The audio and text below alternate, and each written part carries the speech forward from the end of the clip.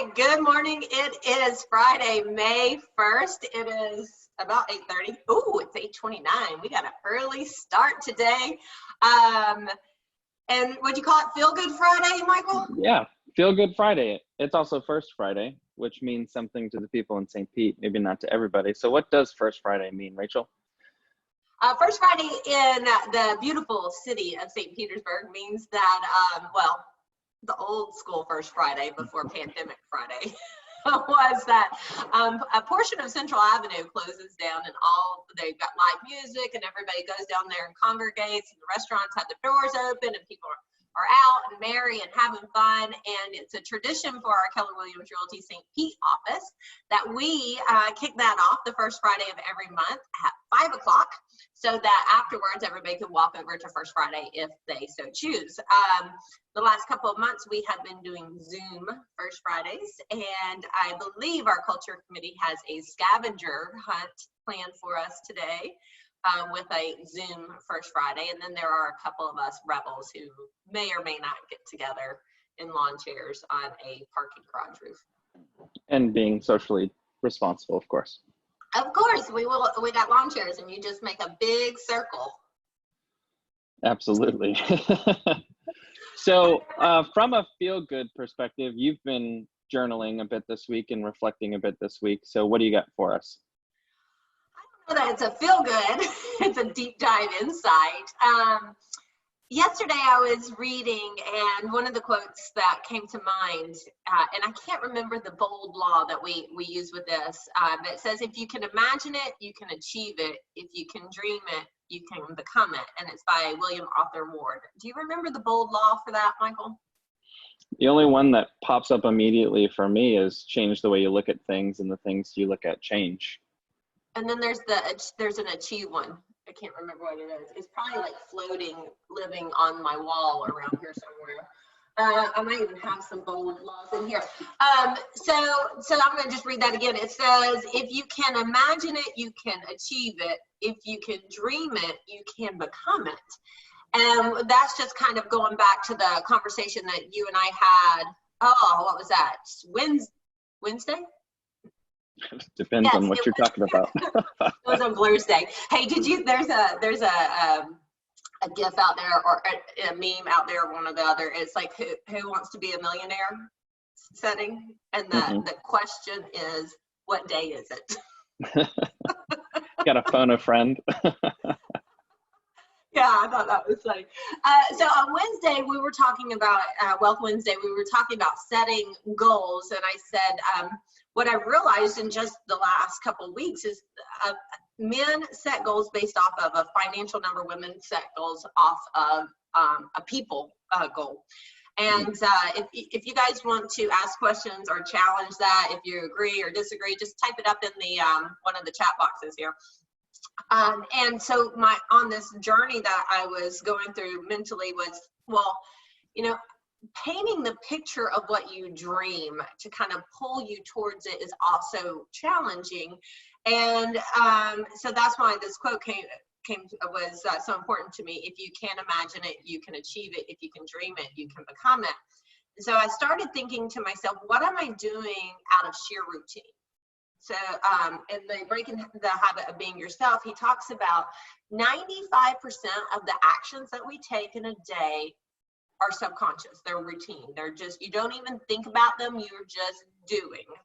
Well, let's talk about that for a moment. I mean, what happened for the first 2 weeks of us working from home? Yeah. I talked about, I would make it to like Thursday. I would make it to Friday, and I would sit, you can't see necessarily behind me, but this is one long shotgun of a room. And so that's the living room. And I literally would sit on that black chair and pass out by like 7:30, 8 o'clock at night, which is about an hour earlier than normal.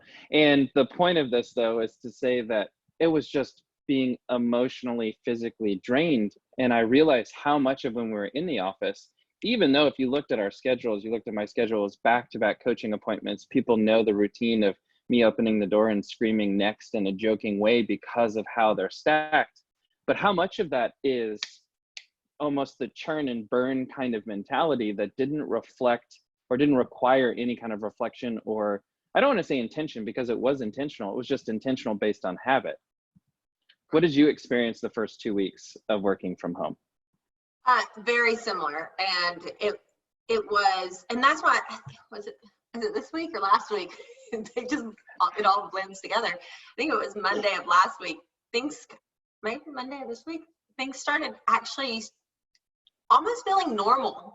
So when we got in here and it was completely out of routine, completely out of what we know and how we function day to day.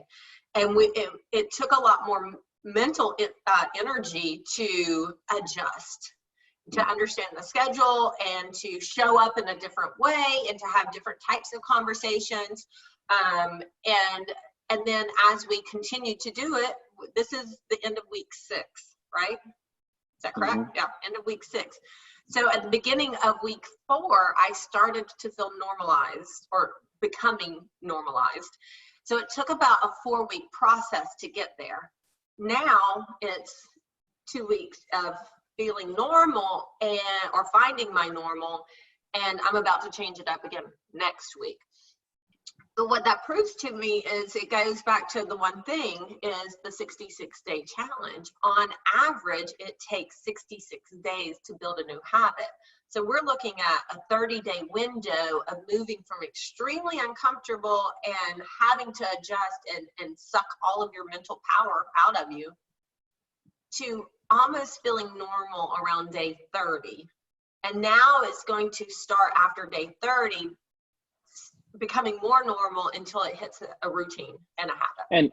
And just to clarify, so for the people that have looked at the 66-day challenge, especially if you're talking about business days, right? So this manifested itself through The One Thing by Gary Keller, and talks around building a habit, especially when talking about lead generation or whatever it might be. So if you think of it, 66 days, if it's a Monday through Friday routine, plus the 24 days that is the weekends that you're not doing the things that you're doing 5 days a week, is really 90 days. So the 66-day challenge takes 90 calendar days in order for you to really implement something into your business or into your life if you're only doing it 5 days a week.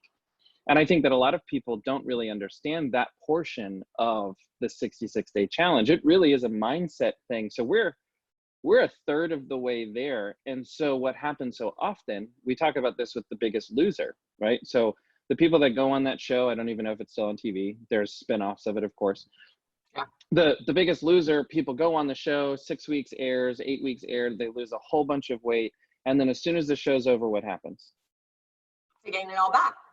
Or more, because they had the habit of being the person who had the compulsive eating, who had the poor habits, who didn't do the exercises. I was doing it because the camera was there and a personal trainer was like yelling at me and I was crying. As soon as that was gone, I reverted back to the person who I was. And this is so powerful about the bold law that we talk about of be do have or be do achieve. The habit aspect is so important. And I think it's very interesting that you were talking about reading that quote again, and I hope that you put it in the chat box, of the fact of you're thinking, then to dreaming, and then dreaming into becoming, right? And it always starts with mindset. And so I'm curious, you heard from Rachel and myself on what our experiences were. I'm curious in the chat box of 2 things. So one, what was the experience like for you for the first 2 weeks of working from home or adjusting to COVID? And then second is, what's a habit or what's something that you've incorporated into your business or your life that you're really proud of, that this is becoming a part of your habits? I have to look really quickly. So my average for my weeks in terms of my steps, my average steps per day is 19,638. Wow, Michael. Yeah. Wow, that's amazing. And because you've heard me, what's my challenge for myself? It's about 10,000 miles before we get in here. Yeah, miles. Yeah, 10, I don't know if I could do that. 10,000 steps. So it's 10 before 10,000 steps before 10. And the point is that we're going to talk about atomic habits probably next week or the week after. I know that Steve Capon had asked for us to do that. These are habit stacking. And this is a concept from from Atomic Habits. So if I can build a habit of hitting 10,000 steps before 10 a.m., what happens after that? Well, just existing is going to get me close to 15 without any other intention. I could walk the dogs for 6,000 steps. So now is the conversation around, that is one of those habits for me, that I'm changing what I'm eating, I'm changing what I'm drinking, I'm changing my activities. And that's one that I'm very proud of. What about you? I actually started a new challenge for myself yesterday or 2 days ago, because this has impacted me so much about the accountability of showing up right here. One of the things I've been working on, you're working for your 10,000 before 10. I'm working to do 100 miles a week. Okay. And 100 miles would be running, walking, and cycling. Now, the cycling is kind of cheating, because it's not really cheating. I'll do 60 miles tomorrow. So, or whatever is my deficit I have to do tomorrow, so I can do that. But yeah, it's just I think sometimes we just need a big slap in the face to disrupt our routine, our 95% of our actions. Like, essentially, we're going through life asleep. If 95% of our activities are just subconscious, don't even have to think about it. And so I just want to jump down. That's one of the questions I wrote to myself is, what am I doing out of sheer routine? Like, you don't even realize you're doing it. Do you remember, was it 2 years ago, 2.5 years ago? I would get into the office at what time every morning? I mean, I always do, but what time? It was like 7. I don't know. What time were you in there? Early. Yeah, like 7. And then I wouldn't leave until at least 5:30, because I had guilt that if I wasn't there for the full day, that somehow the judgment of others would be that I wasn't working, which is asinine. I mean, it truly is asinine. And yet it's to the point of, what are we doing out of sheer routine that there is no justification of? So I would be there. And then we had that conversation, which was, I build businesses outside of this, you build businesses outside of this. If I've done my one thing, if I've done my 20%, if I've put in a good day, go focus on something else, go do something else. And I think that was a slow liberation. And I think that from this, even going back to the office, if I want to go out for an hour so that I can do something physical or be outside and get fresh air, like, that's justifiable as long as my schedule reflects that. And I think that this is one of the things of the new norm that is, you've always been talking about this counterbalance. And so maybe touch on that a little bit. And the point being is, you don't have to put on one hat in terms of clock in, clock out, and then you get to be your normal self, clock in, clock out in the industry that we're in. Right. Well, in all industries, I mean, that's how people look at this work-life balance, is work lives over here and life lives over here. And I think that creates so much stress and pressure on us. And so I just say it's a work-life integration. I don't know that you can truly achieve that, Michael, though, if you're not passionate about what you do. And I know that we're passionate about what we do. So we have, our friends are those people that we work with. We hang out with work people outside of the office. Like, we do activities with people. Yeah. So those become dinner 12 hours before power up. Yeah, absolutely. Exactly. So those become our work-life integration. But let me finish reading through these questions real quick. So the first one was, what am I doing out of sheer routine? What am I doing out of fear? What am I not doing out of fear? What am I doing to maintain status quo? Because that one I think is yucky. And if fear and routine and money were not an obstacle, what would I build today and how would I show up? So just, I was walking into the grocery store day before yesterday, and now I'm thinking, like, 95% of all my activities are subconscious. So I'm just thinking that as I'm walking, like, what are the activities I'm doing right now that I'm not even thinking about? And that means that only 5% of the activities that you're doing, you have control of. And it's like, could you imagine if that was 15% of the activities you had control of, what your day would look like? If you just stopped and like every day shifted things up like we've had to do with this pandemic, like changing everything that we know and our bodies and our minds know and having to readjust over into this different workspace. I'm laughing because I remember as a kid, I'm reflecting and realizing how weird of a kid I was. And I remember sitting in bed and having the realization that I was breathing subconsciously. And then so I started to breathe consciously. And then I started to freak out that was, if I stop doing this consciously, am I not going to breathe anymore?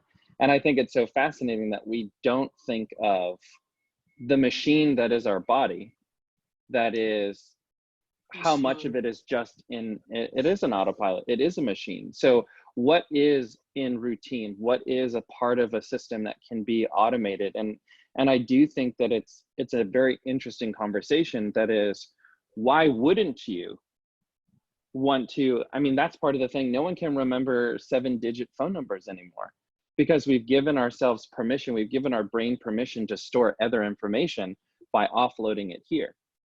And I love the example when people talk about Henry Ford, and people would come to him and have that conversation. And the conversation was around him being the smartest man. And so it'd be, sure, ask me any question, right? It was either him or Vanderbilt, doesn't matter. None of us knew them in person. So the idea was that someone would come in and they would ask him a question about a certain aspect of his business. And he had 6 phones on his desk that were to each of the people that their one thing was that branch of his business. And so he'd call and he'd ask the question, he'd get the answer. He's like, there's your answer. Ask me another question. He didn't have to store everything in his head. He didn't have to do everything personally. There was an opportunity that was leveraging through systems, models, and people. And that's so integrated in what we do. That is, how much of your dream, how much of your dream, your goals, whatever it might be, how much of it is actually could be realized because of just the simple things of the people that are in your life? And so I want to ask that question again, because Rachel and I were laughing about something else. It is from that perspective, which is, how much closer could you be to one of the dreams that you had just because of a key relationship and nothing more? And I think a perfect example of that is the partnership that you and I have, which is, how many things are on your dream board that I could probably take a lot of slack from just the normal momentum of, this train is moving in this direction with or without you anyway. So you might as well get on, because it's going to help you, and vice versa. So I do think it's very important that when people are thinking of this, it's not just you imagining how you can do it by yourself. It's not how you can achieve it by yourself. It's not how you can dream it by yourself. It's not how you become anything by yourself. You've got to make sure that you've got the people and the support around you.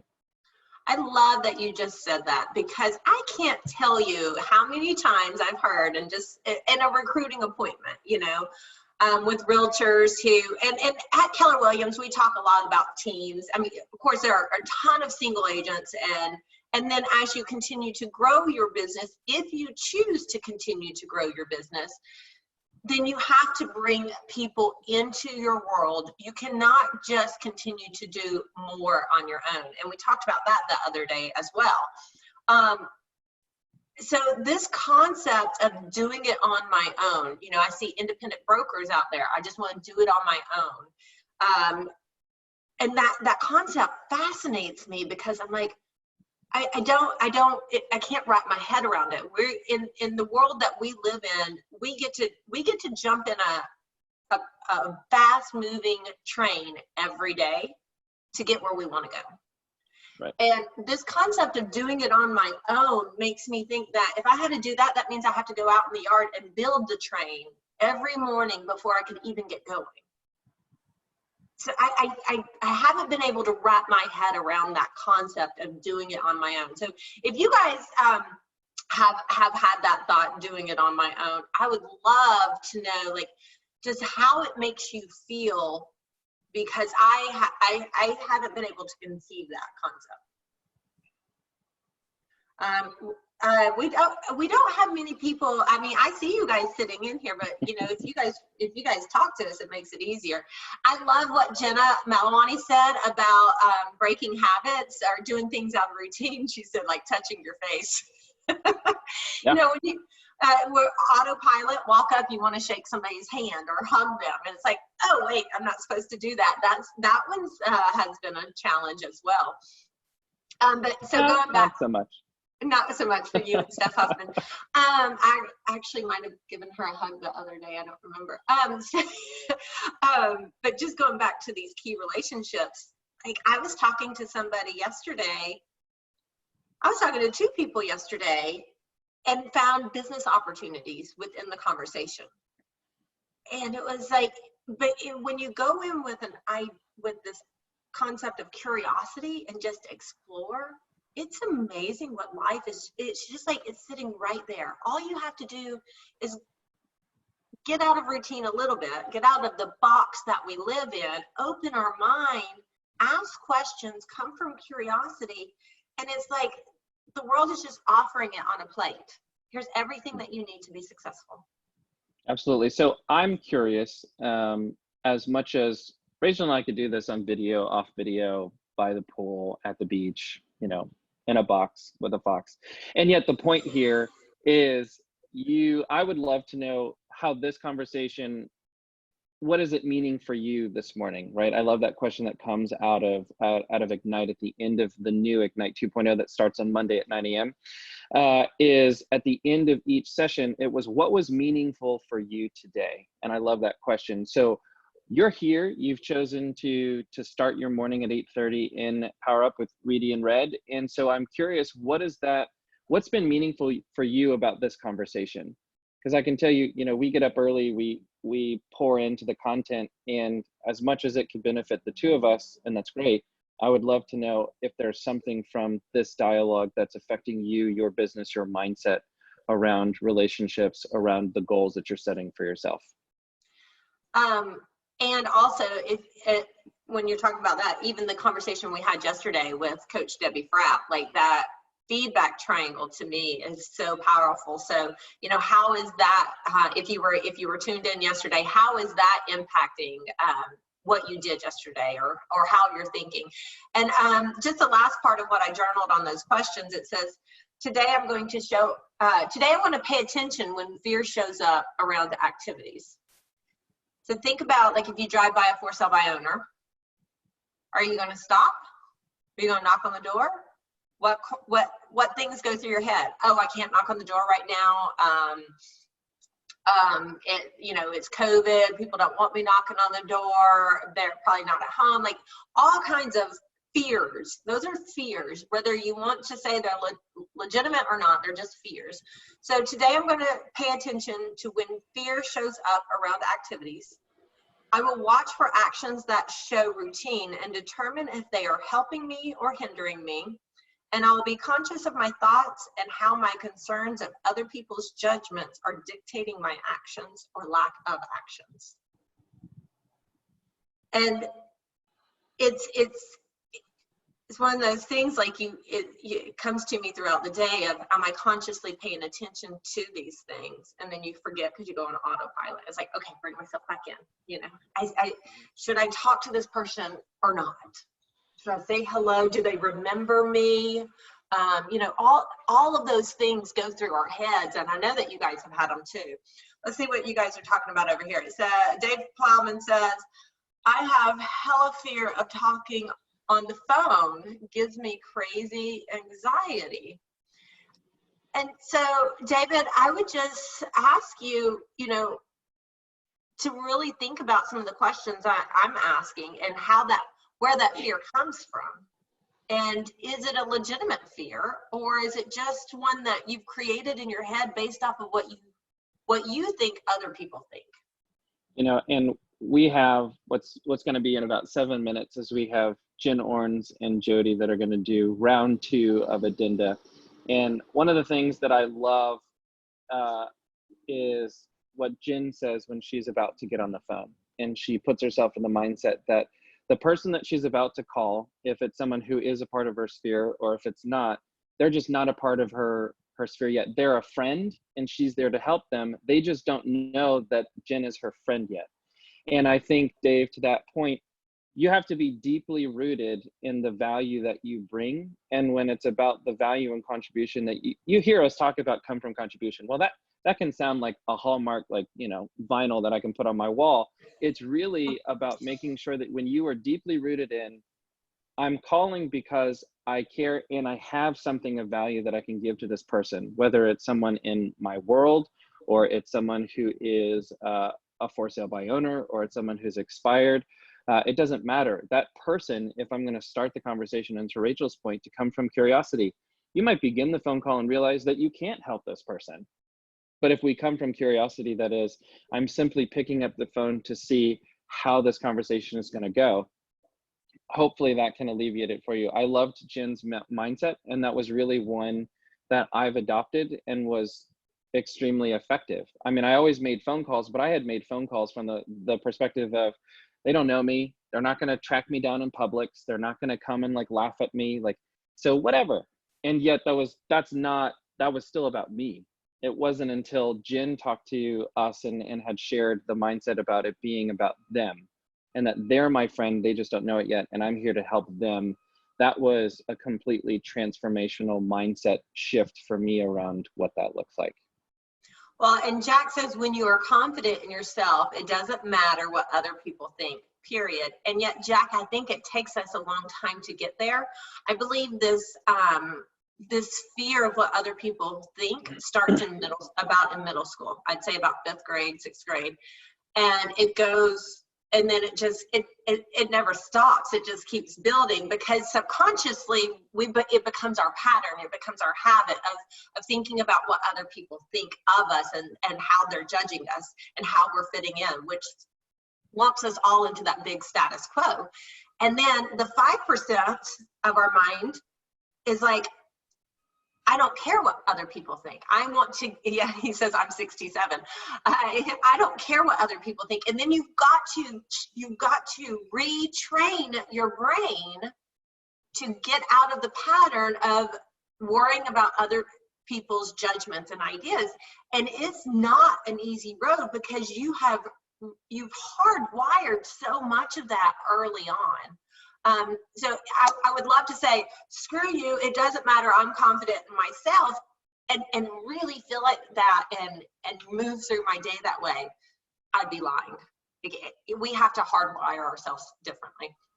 Well, not only that, but how fun is it to go through the day that is screw everybody? I'm just gonna plow through it. I don't necessarily know if I want my day to be around that. I would much rather the day be around the mindset of helping people. And again, sometimes my passion permeates from my body in a way that's different than excitement. And the point there, though, is to understand that for many of us, when you truly are in a place of contribution, nothing sticks to you because you're no longer offended. You don't take it personally. Of course, we always take a little bit of it personally, but we realize that we're there solely. If someone picked up the phone, someone's answering the phone, if someone's continuing to have a conversation with you after your opening greeting, it's because they're curious about what you could possibly do for them. And it's just our job to figure out what that is. And I just want to clarify when I say, going through the day confidently and saying, screw them. Even when we are coming from contribution and showing up caring, we still have something in our head saying we are being judged. Oh, and so, absolutely. Yeah, so it's about changing that wiring of still being judged. Bo, I love that. He says, you're so right. It happened to me yesterday. I'm going to drive back by today and knock. You go. Great job, Bo. Jack says the people on here every day are really the ones that matter in my life today. And Dana said, without you, we never will be what we are. Every morning I learn something new, challenge ourselves. We can see how far we can get. Awesome. Yes, you guys can. All right, Michael, we got 2 minutes. So let's see if we had another couple comments in there, but I think I've lost them on here on the feed. Do you see them? I know that one of the conversation was just Jake Masner said you guys keep us motivated and accountable as well as constantly educating us. Of course, Victoria said that's a lot in reference to your 100 miles for a week. Jennifer Rigger said, your motivation is meaningful to me. You're a good model of being purposeful. And what's interesting about that, and thank you for saying that, is that this is also what Rachel's saying. We're only purposeful, potentially. We're only purposeful, or at least have the opportunity to be purposeful about 5% of the time. Everything else after that is going to be based on the habits that we have subconsciously ingrained into ourselves. And I can't think of that quote. I'll bring it to you next week. The one from Warren Buffett that talks about the chains of habit. And I'm just going to butcher it, so I'm not even going to try it. Too light to feel until they're too heavy to break, or something like that. Yeah. And so how often do we have habits, both good and bad, that we're building to a place that they're so heavy, and realizing that 95% of what we do is going to fall into that category. Rachel, I think you have a call, don't you? I have a call at 9, and we have Jennifer Orns and Jody Staples coming up. They're going to be teaching the sales contract Addenda Part 2. So please stay tuned for that. And then on Monday morning at 8:30 a.m., you can catch Reedy and Red right back here. Thanks, Wonderful. guys. Absolutely. Rachel, if you would pull Jen and Jody over, that way they can I will. lead the I'm just show. going to stop live streaming, and then I'll start it back up. Perfect. All right, Jennifer, you ready? You got your makeup on? Always. She's been ready 2 hours ago. Jody, are you ready? Do you have your makeup on?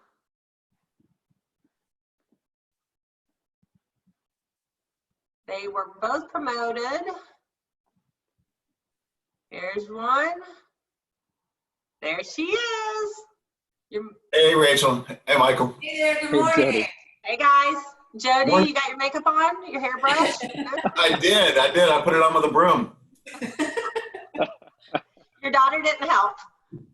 No, she didn't. Although the last time she did, I ended up looking like what's his name, Riff Raff from Rocky Horror. Yeah. So we stopped that. All right, I'm gonna pop this back up live stream on.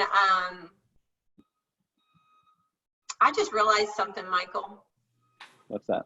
I have to be on a Zoom call, and I think I can do it from a different computer.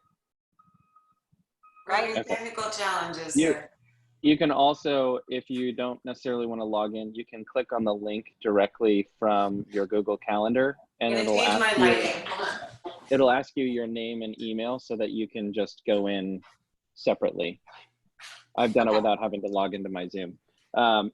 With that, also to be helpful, in order for you to leave here, you will have to make someone else a host. So Jody did such a great job of manning the screen with the addenda. So I would just say nominate Jody to be host. Sounds good. You're amazing.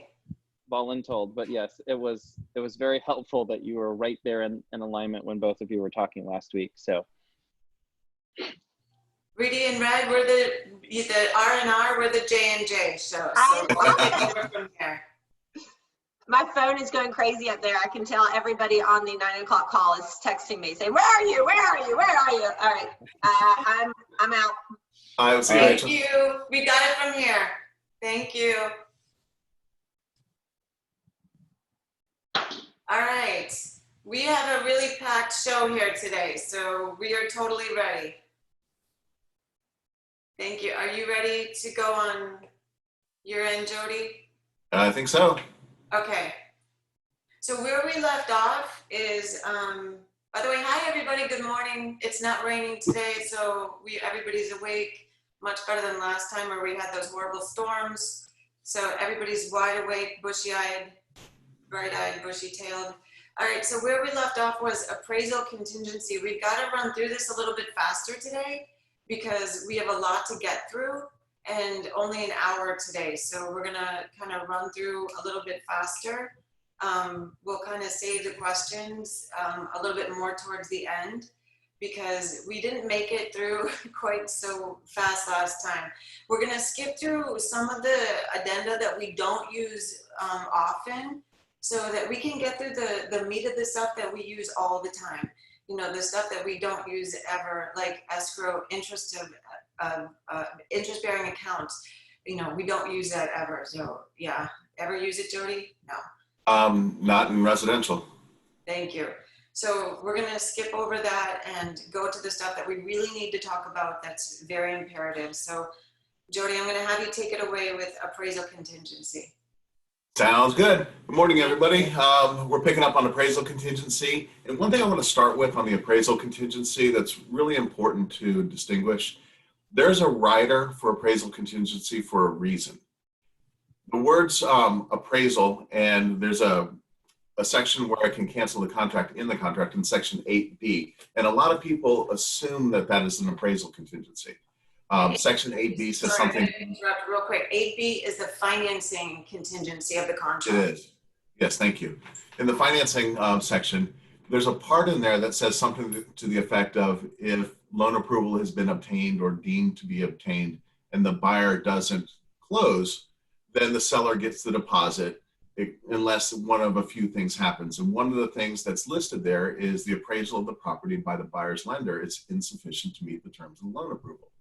And so when people read this, a lot of times they think, okay, well, there's an appraisal contingency built into the contract.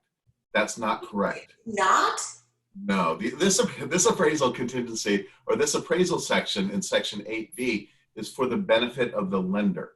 And the lender is the person or the entity that decides what is required for loan approval. So most lenders will require that a property appraised for the purchase price. Some lenders say, look, we just want it to appraise for the amount we're lending, but it's based on that transaction. And again, you know, like I mentioned last week, I like to use really extreme examples that sound ludicrous because it becomes a no-brainer, but the same rules apply for something that's a close call.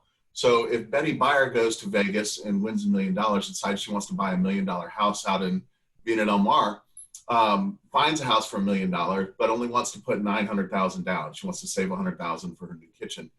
Then she goes to a lender and says, hey, listen, I need to borrow $100,000 for this $1 million house. I'm putting $900,000 down. I'm putting 90% down. So the lender's going to look at this and go, okay, you know, it's $1 million house. I already have 900,000 of, you know, her money. We'll lend you $100,000. So in that case, if the appraisal only comes back at 980,000, if it comes back short, the lender's going to look at this and go, I have 900,000 of her money. If we get a $1 million house back to boot, yeah, I'm good. So, you know, they may go ahead and give loan approval, say that it appraised, even though it wasn't purchase price.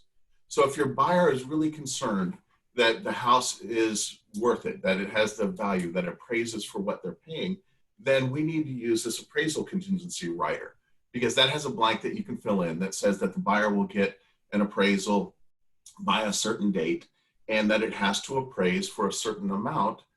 It's easy to use purchase price or whatever amount the buyer requires.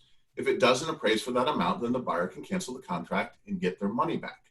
That's different than what's in section 8B. That's protecting the lender. The appraisal contingency rider protects the buyer. Does that make sense? It does. Now, when you write an offer, how many times do you reach out and attach the appraisal contingency to your offers? You know, I kind of play it by ear. I would say around 25%, maybe more. You know, it really depends on the buyer.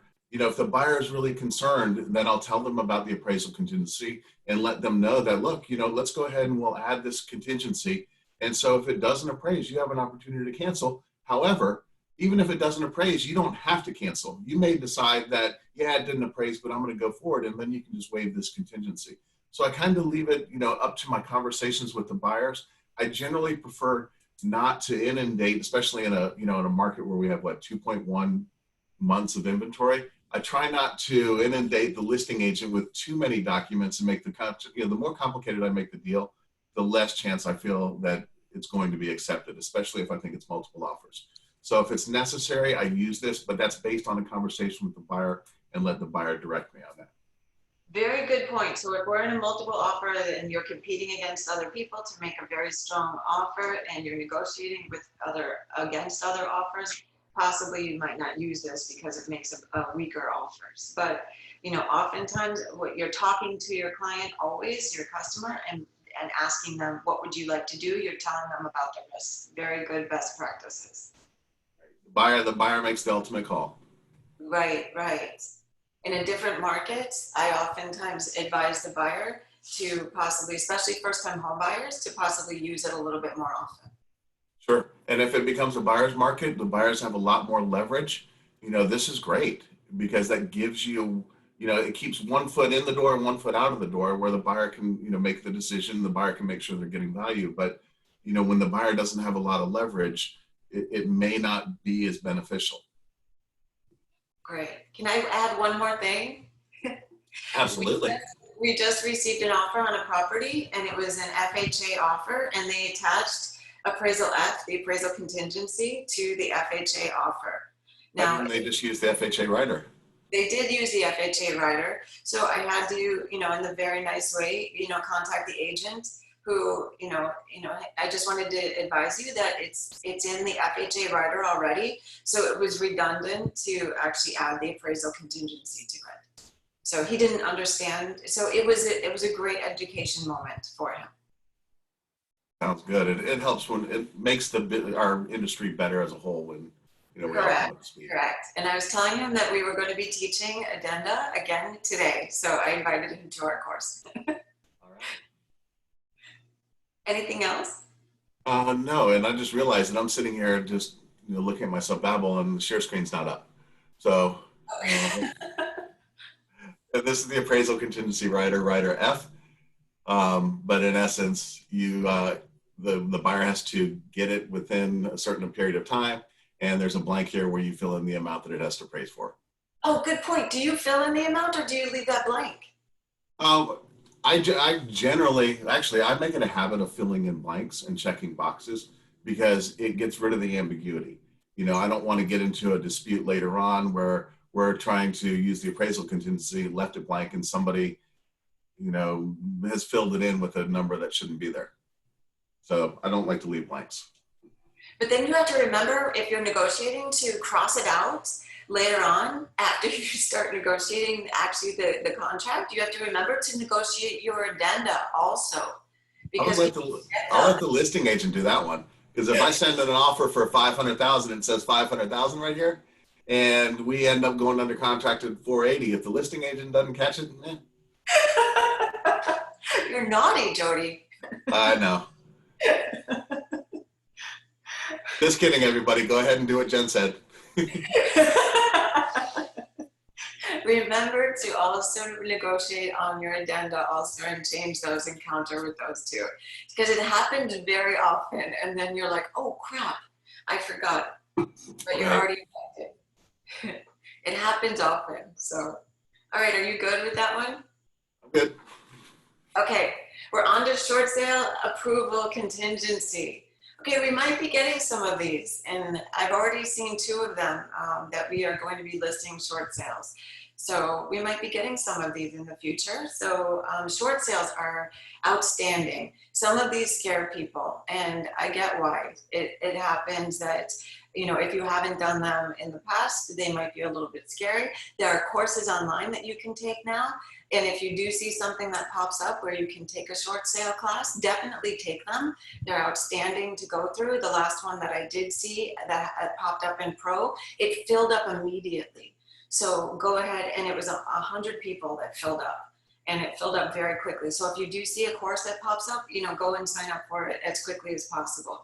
So the one thing that another caveat that I want to tell you is I have heard people on the phones when they're lead generating and somebody says, oh, somebody asks how much do you owe, and immediately they understand that it's a short sale when they're on the phone with somebody and they're lead generating, and I hear the next statement, oh, I can guarantee that we can do a short sale for you and you will walk away with 0 cost. Please don't ever guarantee anything in this business. You cannot say that. We are not attorneys. We can't guarantee anything. Honestly, the very first thing, if I'm sitting in front of a listing presentation and I'm sitting in front of these poor people that are possibly underwater on their mortgage, the very first thing when I'm in a listing presentation and I understand that they're negative on their mortgage, which that's a short sale, meaning that they have to short their mortgage. It's kind of a misnomer because that's what the short sale means. They're actually shorting their mortgage. There's nothing short about it too. That's why I say it's a misnomer, because there's nothing short about it. It's a huge, long process and it's very arduous. But it really is worth it because in the long run, it helps the people a lot, but we cannot guarantee them anything. And we also have to make sure that this is the best option for these poor people. It might not be the best option. So that's why immediately when I'm in the listing presentation and I realize that this might be something that they have to do, I'm going to stop the presentation. I'm going to say to them, you know what? This is something where I'm going to advise you to speak to an attorney. I'm going to advise you to speak to an accountant, because right now I'm not going to be the best person to speak with. Given your situation, that you might owe more on your mortgage, because here's what is coming up. There are people who may be taking forbearance options right now, and then they could be forbearance, meaning they're actually, if people don't understand what forbearance is, the mortgage companies are allowing people to actually stop paying their mortgage for like 2-3 months. And then after 2 to 3 months, the mortgage is due. All those payments are due. And then after that, they're due. And then they have the option to go ahead and take those 3 payments and put them on the back of the mortgage. And, then it affects their credit. So, if there could be some short sales that are happening, but we don't know what the best option is. So again, at the listing presentation, I'm going to stop it and say the best option right now is to speak to an attorney, speak to an accountant, and I'm going to have a couple names of advisors that I can get to them. So I'm going to have a name of an attorney. I'm going to have a name of an accountant ready to go that can help them. Advise them. So again, I'm not going to take that listing until I know that what is their best option. And as much as I want to take listings, the best thing that I can do to help them is to get them the best advice. They're going to come back to me and say, Jennifer, thank you so much because you helped me. I'm going to then list with you, or I'm going to not list with you because it wasn't the best thing for me, but I'm going to give you referrals. Do you agree, Jody? Yes, absolutely. Yes, it's just not ever a good situation to try and act as an attorney or act as an accountant, because we're definitely not. But if a short sale is the best advice for them, again, we cannot guarantee that they're going to end up with a zero deficiency judgment. And that's what, hopefully their ultimate goal is. In a short sale is to walk away with a zero deficiency, which means that they won't owe anything on their mortgage after they're done, but we cannot guarantee that either. So again, that's what we're hoping for. So short sale contingency is adding in that there's a third party that is going to be involved in this, which is the lender.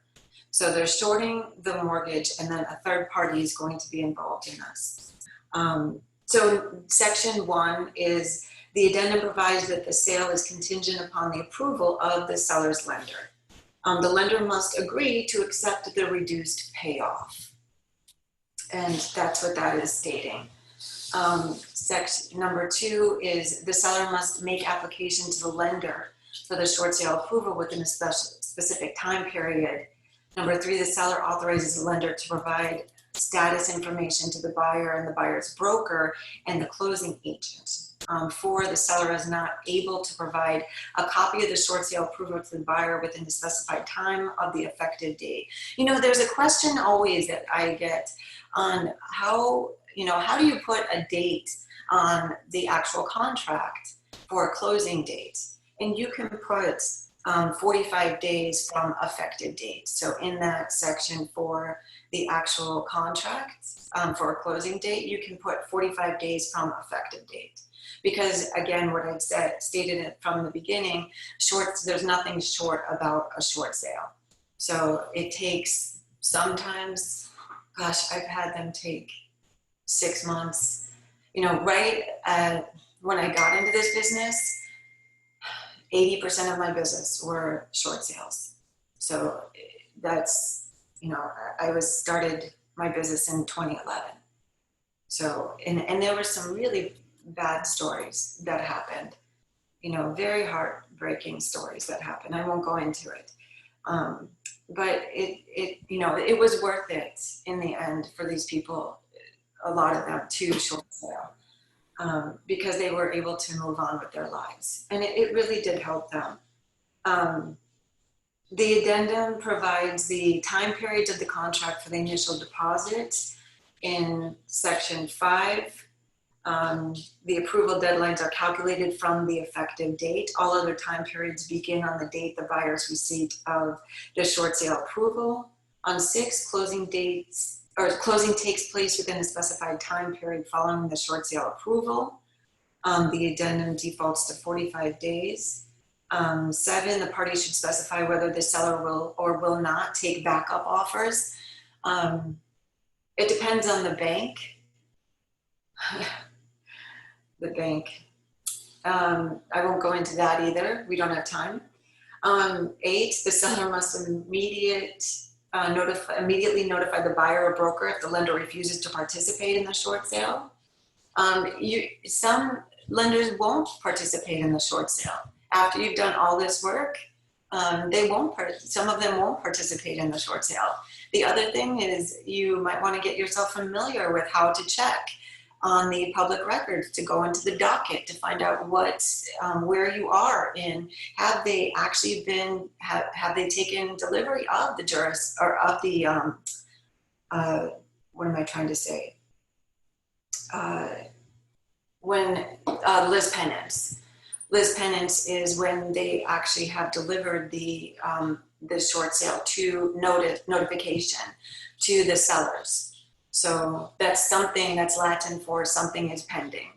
So that's the lis penance. They've actually delivered it. So you know, that's why it's nice to take a short sale class to understand how to go on the docket. Jody, do you do that to understand where it is on the process of the short sale? Absolutely. Because Right. I'm not going to wait to make sure that somebody called me or forgot to call me. You know, I'm following along to see where the process is. And I'm also staying in constant contact. Correct. Correct. And we also deal with an attorney who actually does, or a title company that does our short sale negotiations for us. I don't do that. It's a lot to do that. They go on the Equator system and they go ahead and do that so that I can operate a business and continue on, you know, doing listings and sales, because it's a lot to handle. So I let somebody else handle that for me. You know, to move on, the buyer acknowledges that the lender is not a party of the contract. If the lender forecloses, see, this is why you look at the docket to find out where they are in the process, because while you're doing all this, the lender can go ahead and foreclose on the property, and then you lose everything because it sells on the auction steps. So that's why you look at, you know, and you talk to the seller, you know, have you accepted the lis pendens? Has somebody actually gone to your door and you know, given them a notification that this is foreclosing, they are foreclosing on your property, you know, then you can go on the docket and actually look at where they are in the foreclosure process, and you can watch what's going on. And again, if you get them to an attorney, they can help with the process to slow it down a little bit, and it's worth that as well. For the buyer, well, both parties, both the buyer and the seller should actually consult an attorney in the short sale. You know, lenders may require the seller to sign a note for all of the deficiency or some of the deficiency judgment. Then lenders may issue a 1099 to the seller for debt forgiveness is income for IRS purposes. The short sale may affect the seller's credit. Most likely it will affect the seller's credit. For the buyer, often there is no utility services at the property. So if they end up turning on utilities to do a walkthrough and the property does get foreclosed on, you want to talk to the buyer about that in, you know, by going under contract, because buyers always say, oh my gosh, I want a sale, I want a deal, I want a deal, you know, and then they go ahead and they look only for like REOs or short sales, and then, you know, they're stuck by, you know, having to go into like turning on utilities or something, because the seller doesn't have any money to do repairs, do utility, you know, turn on utilities, and then the buyer goes ahead and turns on the utilities to do a walkthrough to even check to see if anything's working on the property, and then it gets foreclosed on, and then the buyer's stuck with that cost. You know, so you want to warn people of the cost of doing all of this, and then once the actual buyer does buy it, there's possibly a 90-day clause that they cannot flip this property and sell it. So you want to look at that too. Is there a 90-day clause of, you know, can they sell this property within that 90-day period, or do they have to wait? Sometimes it's 180 days. So I know that buyers want a deal, but there's a lot that goes on with buying REOs or short sales. So you will want to review all these things, look at that. There's a lot to it. All right, done. Next. I had some great info, Jen. There's a lot in that, so I know who knows what's happening with the market. We may end up seeing this and seeing it a lot more. And I think we probably information by fire hose. Yep. All right, so we're almost halfway through our time, so I'm going to kind of move along quickly here on the homeowners, on the homeowners and flood insurance section. So let me get the rider up here. So there's two boxes to check. One's for homeowners insurance, one's for flood insurance. This is an and/or. You can check both boxes. You can check one or the other. But in essence, this gives the buyer the opportunity to specify a maximum amount that the buyer is willing to pay for homeowners insurance in the first year and or flood insurance in the first year. Okay, if they're yeah, what's that? Oh, sorry, never used this, but why not? Oh, especially where you do a lot of business out there on the beach. And so when you go to, let's say, Isle of Palms, and it's high tide, and you look out there and you see that the water level is about 1.5 feet or 2 feet below the cap on the seawall, you're probably thinking about the flood insurance. You ask the seller, hey, how much do you pay for flood insurance? Because that's obviously a concern. That's part of what you're paying every single month on your mortgage. And the seller says, hey, that's $300. Okay. So, if you're not sure whether you can really get it for $300, but that's a material part of you making your purchase, then this homeowner's insurance or flood insurance rider may come into play. You can say that that the flood insurance amount shall not exceed $300 or $500 or whatever the maximum amount is that the buyer is comfortable paying. And if it does exceed that amount, then the buyer has an opportunity to cancel. It goes into a little detail about whether they can obtain flood insurance through a national flood insurance program or through private flood insurance. And the same with homeowners insurance through a standard carrier or through Citizens. But if they can't get it, then they have an opportunity to cancel. By the way, on the flood insurance, this is an addition to the part in Section 10D in the contract, the flood insurance part of the contract, where the buyer also has a right to cancel. And I'm paraphrasing, but that's basically if the property is in a special flood hazard area, Coastal Barrier Resources Act designated area, an area designated by U.S. Fish and Wildlife, or it's just ineligible for insurance and the buyer has an opportunity to cancel and there's a blanket to fill in. So it's not one or the other. This is a right that's in addition to that right that's already in the contract. It's an interesting point because oftentimes I take that section in 10D and I tie it to the inspection period. Most people leave it blank, and the default section of is 20 days. It is. And, a clever, crafty, or perhaps unscrupulous person, may make it, a buyer's agent may make it a little longer in there. That's why it's always important to check all of the blanks that are filled in. Because as a listing agent, you wouldn't want somebody to keep their, foot one in the pool, one out of the pool for 30 days if they wrote that there in the blank. You want this contract to go hard at the inspection period. So I try to, as you do, I try to tie as much as I can right to the inspection period. So I know we have a pretty firm offer. Best practices. Good point. Thank you. Okay, we are skipping. Is that it? I apologize. Yep, no, that's it. Okay.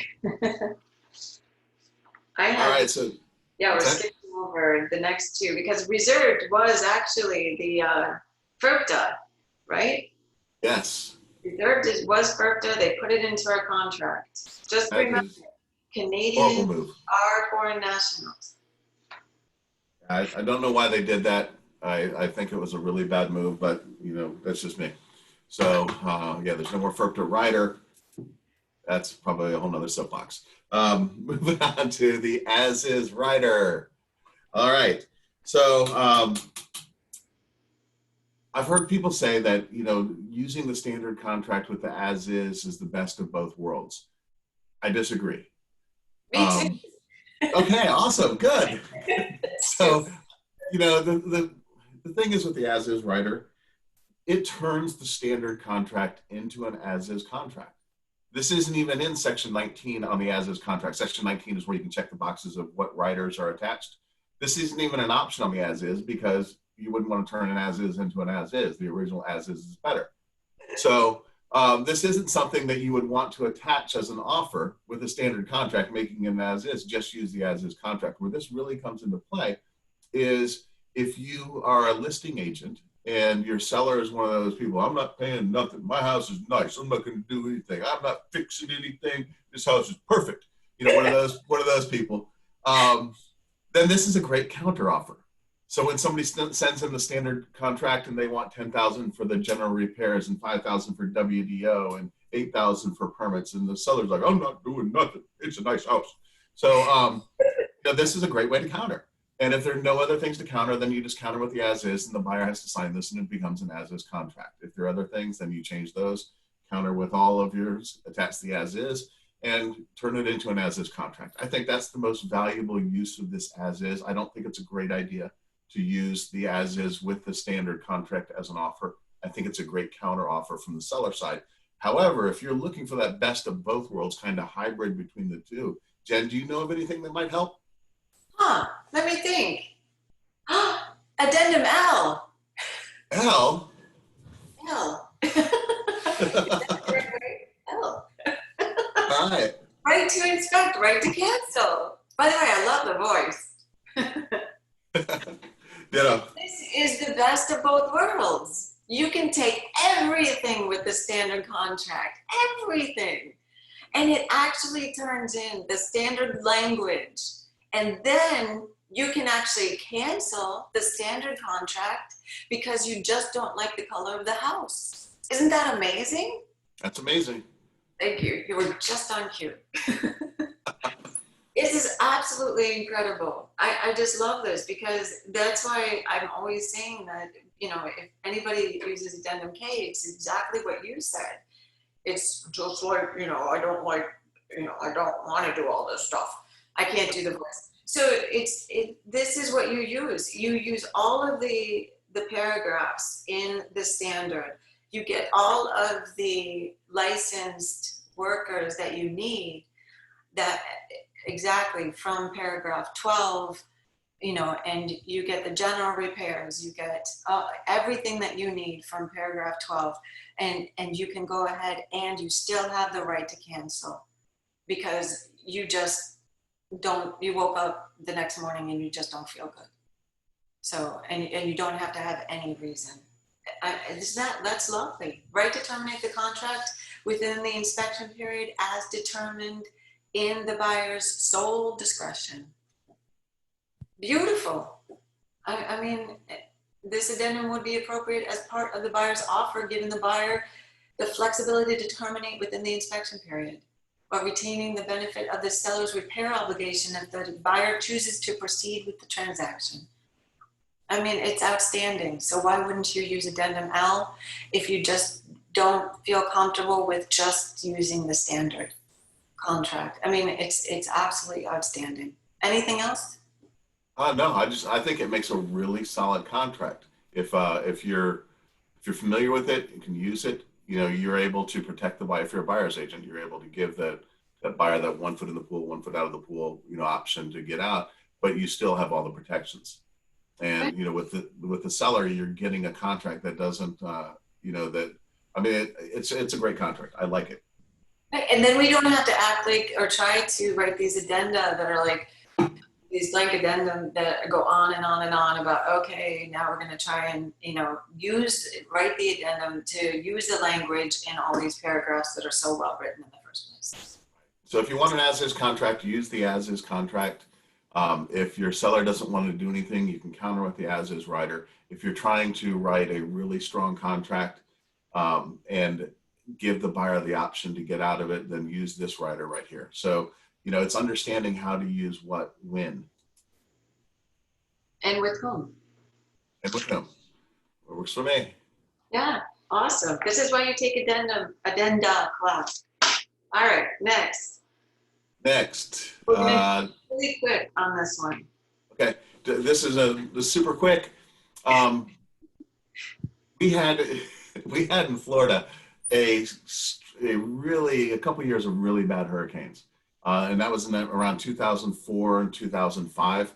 We had a string of these things. What happened is there were a lot of homes that were damaged, torn down, and needed to be rebuilt, and there was a shortage of drywall. And so builders started sourcing drywall from other places outside of the US. And some of the drywall contained higher amounts of sulfur than what's normally in drywall.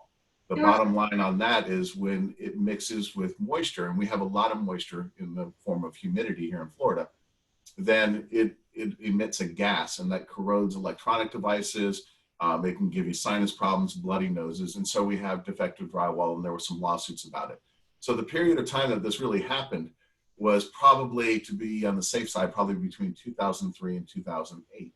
And so if you're looking at a home that was built in that period of time, you really, really need to strongly consider using this defective drywall writer, because the defective drywall writer makes the seller commit that they don't know of the presence of any defective drywall. And it gives the buyer an opportunity to go in, have an inspection, and if the inspector finds defective drywall and the cost of repairing it is greater than, and the default is $500, but there's a blank he can fill in, then the buyer can cancel the contract. And so if you're looking at a home within that period of time, then I think it's really important that you use this defective drywall, because if a home was built then, it may have defective drywall, and you want to make sure you're talking to your buyers about it and explaining the issue and having them have that inspection. I also know that there's some agents who just use this writer as a course of business. They attach it with every contract, and the reason they do that is because the home may have had renovations during that period of time, and so during the renovations, even if it was built in 1960, it may have gotten defective drywall. So that's kind of how this is used. It's a pretty safe bet that you need to at least have this. It doesn't mean that, that a home that was built between 2003 and 2008 has it. But it's estimated there are probably 100,000 homes in America, probably 35,000 here in Florida. You really need to be on the safe side. Use the rider if it was built then. If you see in the permit data there were renovations during that period of time, you really need to be on the safe side and use this. And again, some people use it just as a course of business because, as we know, not everything is always permitted. Good. Good. Okay. Coastal construction line. The only reason why we're going to mention this quickly is just because we do have, this appears in the seller's disclosure. So we just want to make sure that if they do have any repairs that have been done, on the coastal construction line, we just want to make sure that we include this addendum. So if the seller knows of anything that has been done on the coastal construction line, what their property is on there, then you have to include this, this addendum. Okay, so that's really all we want to say about that. If you don't include the addendum, then you could the seller can get in trouble if you don't, so you want to make sure that you do include it if their property is on the coastal construction line and they have a survey that states that. Okay, all right, that's all we want to say on that. Installation, we're skipping over that, right? All right, am I attacking this one? Sure. All right, let's want to start this out with, this is a federal disclosure. We have, if the property was built prior to 1978, this is a federal disclosure that you have to have signed. Okay, so this has to be done. I don't know if, our compliance officers out there, raise your hand. This is probably the headache, right? Or your compliance officer too. Yes. Poor thing. One of them, but yes. I know, this is one of those ones that it causes everybody a headache. So this has to be done. This really does have to be done. Otherwise, there's a lot of fines that can be given out to agents. I don't know if the agents know that, but this has to be done. Second of all, this cannot be, and I've seen this a number of times, this cannot be pre-checked. I've seen this a number of times where it's pre-checked and then sent to us by buyers to the seller to sign. So please, the seller has to sign this first, and don't check it for them. Never check anything. There's huge liability if an agent checks things for anyone. Even if I'm sitting at a listing appointment and I have to read every single line on these disclosures to my seller. I'm going to read them and then pass them to my seller. And if I have to read it and just pass it, and he has to check it. I have had that happen before, and it took me 3 hours to do disclosures one time. But he has to check it. I am not allowed, no agent is allowed to check anything on a disclosure. So please, it is a huge liability. You can get sued if you check anything on a disclosure. Do not do that. So do not pre-check anything. Do not check anything yourself. Buyers are not allowed to check this and sign it and then send it to the seller. It is the seller who has to check this. If you see a listing and it's not signed first, send the offer and then send a blank lead-based paint disclosure to the listing agent.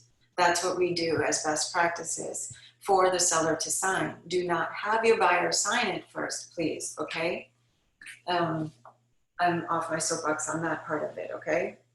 But this addendum is very important to sign. A, the seller is required to disclose the presence of lead-based paint. The seller must initial A and then check the option boxes. Either they know of lead-based paint or no knowledge of the same. B, the seller is required to provide the buyer any records or reports available to him. Either provide records or reports or has none. C, these are self-explanatory. Note on C, if the seller has not provided any information pursuant to A and B, then the buyer need not initial at C. Buyer may either leave C blank, initial, write, and A. Not applicable, okay? D, buyer is required to initial signify receipt of the pamphlet, protect your family from lead in your home. Note, the seller or seller's agent should provide this. The buyer's agent should be prepared to provide it also. All right. E, the buyer is required to initial and check one of the option boxes. Either chooses to exercise the 10-day opportunity to inspect for lead-based paint and associated hazards, or waives the right to inspect for the same. Note, this is the buyer's choice. Listing agents, selling agents, do not pre-select the waiver. I've already gone over this. No one can make this choice in advance. All right. Then F, the licensee is required to initial signify that he or she is informed the seller of the seller's obligation under federal law. And the licensee is aware of his or her responsibility to ensure compliance with this. This one requires a bit of background. The regulations define licensee as an agent who receives compensation from the seller. It's interesting, which would encompass almost all transactions, while there may be the rare occasion when the buyer pays all or part of the commission. In most instances, the seller pays the listing broker. In turn, the listing broker pays the seller. So licensing includes both the listing agent and the selling agent. So if you have a FSBO, you are representing one or both parties, either person can sign this. So it's just interesting. So whomever is getting paid by the transaction can sign this. It has to be one of the licensees. Say this again, Jody. That's a great point. Somebody who is being paid by the transaction has to sign it, because if the non-transaction agent is not getting paid, then the other party has to sign it. Next, we have the certification. We have the certificate of accuracy, where everybody gets to sign the addendum, certifying that to the best of their knowledge, the information on the addendum is true and accurate. Seller, listing agent, buyer, right. Selling agent. Then at the bottom, any person or persons who knowingly violate the provisions of the Residential Lead-Based Paint Hazard Reduction Act of 1992 may be subject to civil and criminal penalties and potential triple damages in a private civil lawsuit. Holy crap. This is serious. This is really serious. This has to be taken seriously. This is a federal law. So I know that this addendum seems kind of trivial, and we deal with this every day. And, we make jokes about it, don't lick the walls, stuff like that. It's a very serious document. The fines and penalties for violating this, could be up to $16,000. So this is a very serious document.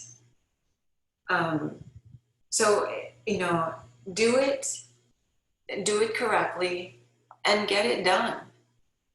And it is a federal law. So please don't pre-sign it, get it done, and let's not moan about it. It's one of those things that we have to just get taken care of in our business. Because the United States law system, not just the Florida law system, but the United States courts, they see it as that important. Thank you. I'm done. All right. Thanks. That was great, Jen. No, and I love the part about making sure that people understand that the licensee can include. Doesn't necessarily have to be the listing agent, especially like on a FSBO, because we're all licensed. So whomever is making sure they inform the seller, needs to initial it. It doesn't hurt for everybody to do it. So anyway, moving on. Housing for older persons. This is pretty simple, so I'm going to make it really quick. We have, there's an exception in HUD to allow communities to exclude people that are under 62 or under 55. There are 55 plus communities, and there are also 62 plus communities. And so this rider, if it's one of those communities, if you're selling a home in this community, or if you're making an offer on a home in this community, this rider has to be attached. And basically it acknowledges that the buyer understands that this community is one that is a 55 plus or a 62 plus. And then there's a blank for the seller to check whether it's 62 or 55. And the bottom line on this is that 80% of the homes in that community have to have at least one person that's either 55 plus or 62 plus. And then there's really not a lot of guidance after that as to what happens with the other 20%. Some communities will make it 100% have to have at least one person over that age. Some do other things with that 20%, but at least 80% in that community have to have at least one person above that age. And this rider acknowledges from the buyer and seller that they understand it. Right? We get some people who lie. Hey, people lie about their age? Get out. I'm almost 55. No, I can't take you there. Okay, let's keep moving on. All right. Rezoning you were skipping. So lease purchase, lease option. I don't know that this happens a whole lot right now in our current market. The reason is because interest rates are really low. The qualifications to get a loan are pretty easy. So most people that need financing get financing. Occasionally this happens. And then this rider would be attached if the seller is going to do some type of financing or if it's an unconventional type of thing. So there's a difference between the lease purchase and the lease option. With a lease purchase, that's basically a lease to own. You're paying rent and then you purchase at the end or at some milestone. And it's two separate contracts. There's a residential lease and it's for a specific term. And then there's a contract for sale, and that obligates both parties like a regular contract. Right? So there's the lease part, and then there's a purchase contract, and both parties are obligated. Okay. The difference with a lease option is there's a sum of money paid, and it may be like on a monthly type of basis, and then the buyer has the option at the end of that term to buy it, but is not obligated to. So in a lease purchase, both are obligated, both buyer and seller. At the end of the rental period, they're obligated under a contract, under a purchase contract. And on the lease option, it's kind of like a rent to own. The buyer has the option at the end of the lease term to buy it, but doesn't necessarily have to do it. So the only person bound by that one is actually the seller. Does that make sense? Yep. So sometimes people call it holding paper. If a person can't get financing, maybe it's an option for a seller to be able to say, look, make me some payments for a while, and at the end of the payments, then we'll have a purchase contract. This is something that really you need to instruct your sellers and need to instruct your buyers that they need to talk to an attorney. Okay? Because this isn't something.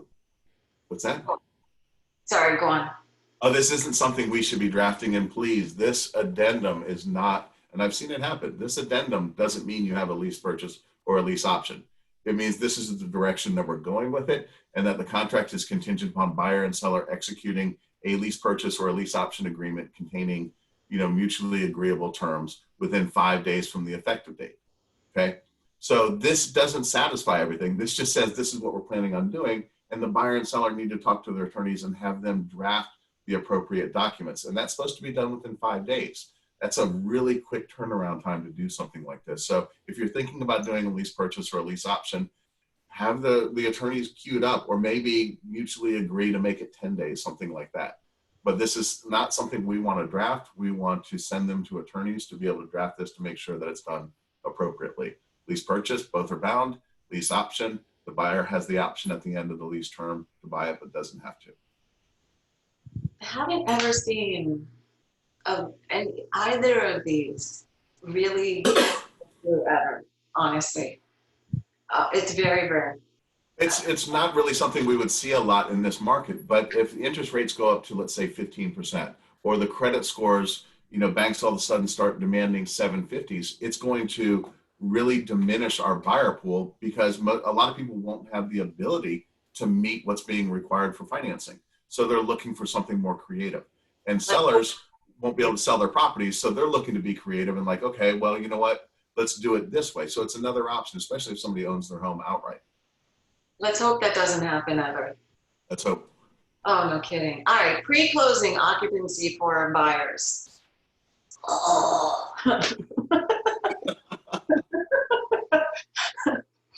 Oh my gosh. Okay, so story, real quick. Guy's name was Gator. Let's start out there. This literally happened in a $1 million property. The seller, he was this, buyers actually said, no problem, we'll go ahead and let Gator stay there. And, it was pretty much, he's gonna stay there, after we close. So I guess I'm doing post-closing, so that's actually not a good thing either, but neither of them are great ideas. But anyway, Gator wouldn't leave. They had to call the police and pretty much, carry him out of the property. And that's my Gator story. And I'm on a field trip with my, at the time, my 5th grade class with my daughter. And I'm, the seller, buyer's agents calling me and saying, we can't get Gator off the property. What do we do? The police are here. We're trying to get him out. And I'm like at my field trip going, what do you want me to do? Like, you shouldn't have done this in the first place. Anyway, these are the horror stories with pre-closing and post-closing. We're going to go over both right now. So my advice is don't do either of them. But okay, pre-closing, just, never a good idea. If you do this, get an attorney to write the lease up. I don't know why you would do the pre-closing, because here's what happens is they get into the house prior to closing. They don't like the house. They realize that the dog next door is outside and is not an inside dog. And the 2 weeks prior to closing that they've been living in the house, he barks all night and they can never sleep. And then they realize that they don't want to buy the house and they only have $5,000 in escrow that they're going to lose. So they cancel the deal. And, it's a nightmare. And then they realize that, they don't like it. There's some kind of something in the bathroom that also doesn't match their whatever they don't like. And then they decide to cancel, because they get into a big, huge fight with the neighbor because they won't put the dog inside at night. And they're canceling. So this is never a great idea. But if you do end up not believing me and trusting me after me being in the business for 10 years and trying this a couple times and failing at it, try it yourself, but get an attorney to write the lease and, always make sure that it's written really well so that they can't get out of it and they can't get out of closing. So that's my story, but addendum T is what you would use for pre-closing occupancy by the buyer. Done. All right. Thanks, Jen. I agree. It's never a good idea. So, and going on to the post-closing occupancy, I mean, sometimes it has to happen, pre-closing and the post-closing. Sometimes there's just no way around it. But really, if there's another path for this, it's, in my opinion, it's best to, when you get to closing, you turn over the keys, buyer goes that way, seller goes that way, and you go on about the transaction. Doing it earlier, doing it later, I'm not a huge fan of. But having said that, here's post-closing occupancy. I'm going to go through this pretty quickly. But in essence, this contract or this addendum makes the contract contingent upon the buyer and seller entering into a written lease agreement by a certain date. And the addendum defaults to 10 days prior. So the parties, really need to have their attorneys, again, queued up to be able to write this. Do not do a contract and just write, this addendum and think that the seller has a right to be in there. Okay, this is not a lease, and you need to have a written lease for the seller to be in there. Okay, you need to have the power to evict. You need to have it addressed. You need to have liability addressed. You need to have venue addressed. You need to have, insurance addressed. You need to have the term of the lease addressed and when payments are, because depending on what the term of the lease is, that affects how you can evict somebody.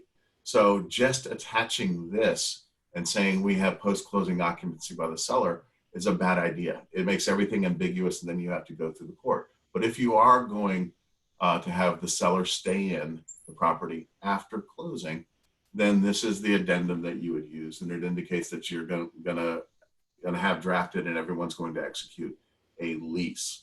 Okay, and the lease is going to have monthly rent and the seller's maintenance obligations and the seller repair obligations and et cetera. So, and if the parties fail to enter into the lease within a stated time, then either party can terminate the contract. So all this notice really does is it's attached to the contract and it says that the parties are going to be entering into a lease for the seller to be able to stay in the property after the closing for certain terms. And if the parties don't do that, then either party can cancel the contract. Does that make sense? The one thing I want to add to this one is I just used this one yesterday. We have a lot of short-term rentals that we deal with. So I do use this one often. Just because on section what is it, 6B of the contract. After occupancy, yes. Yes, after occupancy, correct. So that is what has to be checked on the contract. And then you would attach addendum U to this as well. So if you have short-term rentals, and then you make sure that all of the escrow and everything and deposits were sent to the title company. And so we do have short-term rental that we just did get under contract on the beaches. So business is going on. It's outstanding. But yes, this would go with Addendum U. So we do have something like this, and it does happen often for short-term rentals. So this is applicable for this. So, and then I also wanted to add, this also attaches itself to not just people, but also property. Oh, So, that's a great point, Jen. Thank you very much.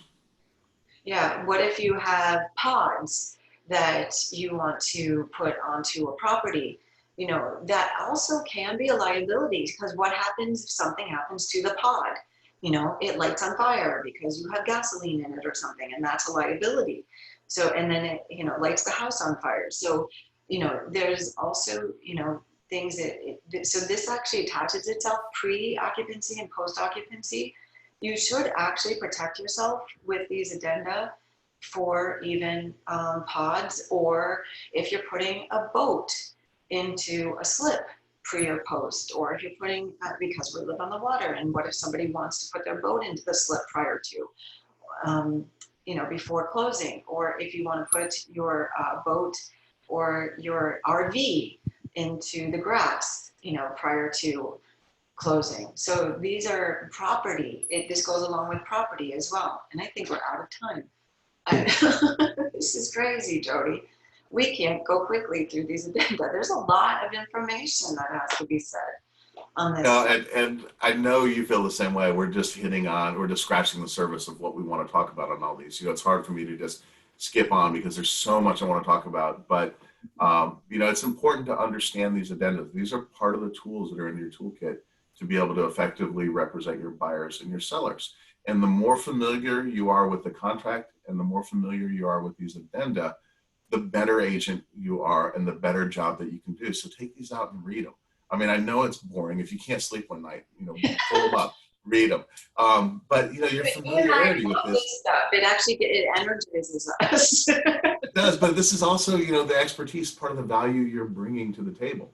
So, I mean, most people have a general understanding of real estate and understand when they see a blank in a contract, something's supposed to go in there. But Yeah. when you can knowingly and knowledgeably talk about these addenda and talk about the contracts, and when your buyer or seller says, well, what do I do if I have to stay in there later? Well, you know, I'm glad you asked. We have a post-occupancy rider that we can attach, and then we'll just have to prepare a lease. So understanding how to use these things will help give your buyers and sellers a level of comfort that they really are in good hands. Right. Michael, are you there? Yes, I am. Okay. So are we doing part 3? I don't know. We don't have a lot. I mean, we could just stay and keep going. I don't know what the time schedule is like or what's happening, but there's nothing necessarily after this on this channel. So if people are still here, I think depending on what your time commitment looks like with your schedule, of course, we are recording this so that people can have access to it, which I think is a huge resource. However, if you have a prior commitment and we need to continue this on a different day, you let us know and we'll clear the calendar for it. We don't have what do you think? Yeah, if we can quickly get through it. I have another appointment I have to go to very soon, but if we can keep going, I'm good. Sounds good. What are we on? Sale of buyer's property? Yes. All right, let's hit it. Okay. All right, sale of buyer's property. This is outstanding because we are getting this often because there's very limited amount of properties on the market right now. So we are getting this a lot right now. You're going to see this often. A couple things that I want to state is, like, we just received this this week on one of our listings. We received the sale of the buyer's property, but you want to check and see, like right here, if you can highlight this, Jody, buyer's property is or is not presently under contract for sale. You want to look at that and see. The offer that we had was the buyer's property is not presently under contract. So we received that offer. So what is the risk here? You know, when you receive one that is not under contract. So we contacted the agent and we said, we, talked to our seller and we advised him that this is a risk, and so we, the agent said, okay, these buyers really, really want the property, and so we went ahead and contacted our seller and said, these are our risks and that's all we can do. And then we went back to the agent and the agent said, well, we're listing it, this weekend. We're listing the property. So it wasn't even listed. It's like, okay, Miss Agent, the property is not even listed. Oh, we feel very, very strongly about the listing. It's going to go like that. So we went ahead and asked her, okay, can you tell us what the property address is? And we'll go ahead and do the comps and see, if we even feel like this is a good, price. What are you going out at? So we went ahead and did that. And then we realized they're going out way too high. So we gave all of that information to our seller and let the seller decide. So these are really good opportunities to advise the seller and say, here's, do we want to take our property off the market, Mr. and Mrs. Seller, for a property that's not even under contract, that's not even listed? What do we want to do here? What are our risks? So that's what we went ahead and did. And our seller said, no, that's not a good idea.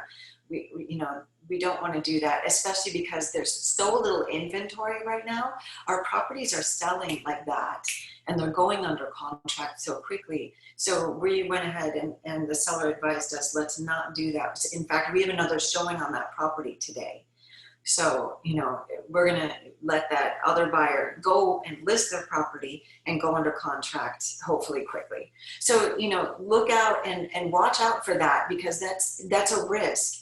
You don't want to just go ahead and, even if you have a full price offer, look at the risks that are involved around taking the sale of a buyer's property that's under contract. Now, if they are under contract, go ahead and do your research. Look at the contract, contact the agent. Where are you in the process of the contract? Did they do their inspection already? Are they, is it a cash deal?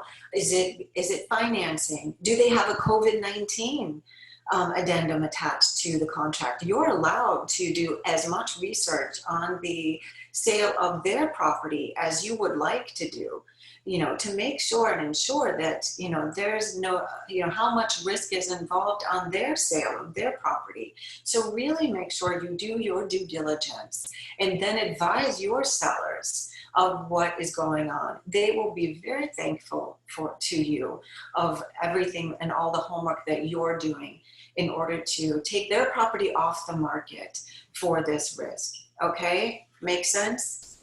All right, and then, when you do that, you're a buyer, buyer's agents, you want to make sure that when you're going ahead and putting an offer on somebody's home as a contingency with the sale of the buyer's property, you're also, every single time I do this, I'm going to make sure that I include the offer or the contract rather, on the sale of the buyer's property immediately, so that I can make sure that the other party feels very comfortable with the risk that they're taking. And then I'm going to contact the listing agent and I'm going to say, here's where we are in the sale. We are at inspection, or we're past inspection, we're at appraisal. I'm just going to redact the names on the contract so that they have all the information to feel as comfortable as possible with the risk that they're taking. So best practices, I'm going to make sure that they are delivered this contract immediately. So when I say buyer's property, I'm always going to make sure that it's under contract already, so that I have negotiating power. Because if my property is not even under contract, I have no negotiating power to go ahead and negotiate another property. Does that make sense, Jody? Makes sense, Jen. Would you want to use a kick-out clause on that, or am I opening Pandora's box here? Ooh, if I'm the listing agent, I might actually counter back with a kick-out clause. And then we're gonna go over kick-out clause. Is that the next addendum? I'm not sure. No, it's coming up. So do you want to just touch on that right now, or should we just go in order since we're talking about the sale of buyer's property? We should do that now, because I think we should do that now, because they go hand in hand, in my opinion, especially now, given the time that we're so listing shy. We have so few listings. 2.1 inventory is like barely anything. And what does that mean, 2.1% inventory on the market? It means that in 2 months, we'll sell out of everything. If nothing else gets added to our marketplace, then in 2 months, we'll be gone. There'll be no more homes to sell, and we'll have no more shoes on the shelf, I always say, which I love shoes. You love shoes too, Jody, right? I don't. I am barefoot right now and enjoying every second of it. So, this does go hand in hand. So if I'm a listing agent and I'm being asked in a market that has barely anything on the shelf to sell, and I'm asked to be under contract with such a risk as the sale of a buyer's property, and I'm always showing our listings, going under contract with multiple offers right now. And you're saying to me, go ahead and go under contract with the sale of my property, Jen, and take that risk. I'm going to say, okay, I will take that risk, or the seller will take that risk. But Mr. and Mrs. Seller, here's another opportunity for you. If we're going to take such a risk, why don't we throw in the kick-out clause? Kick-out clause. This addendum. You go ahead. Either way, I have it up on the screen. I didn't know if you were digging for it because I kind of messed up your order, and I wasn't even sure we were going to cover this one, but it just seemed like where the discussion was going. So do you want it, or do you want me to take it, or you got it? Yeah, it's the funniest. I just wanted to add, it's the I came to the party with somebody, but I might leave with somebody else clause. Story of my life. So my old life. So Take it away. So what's that?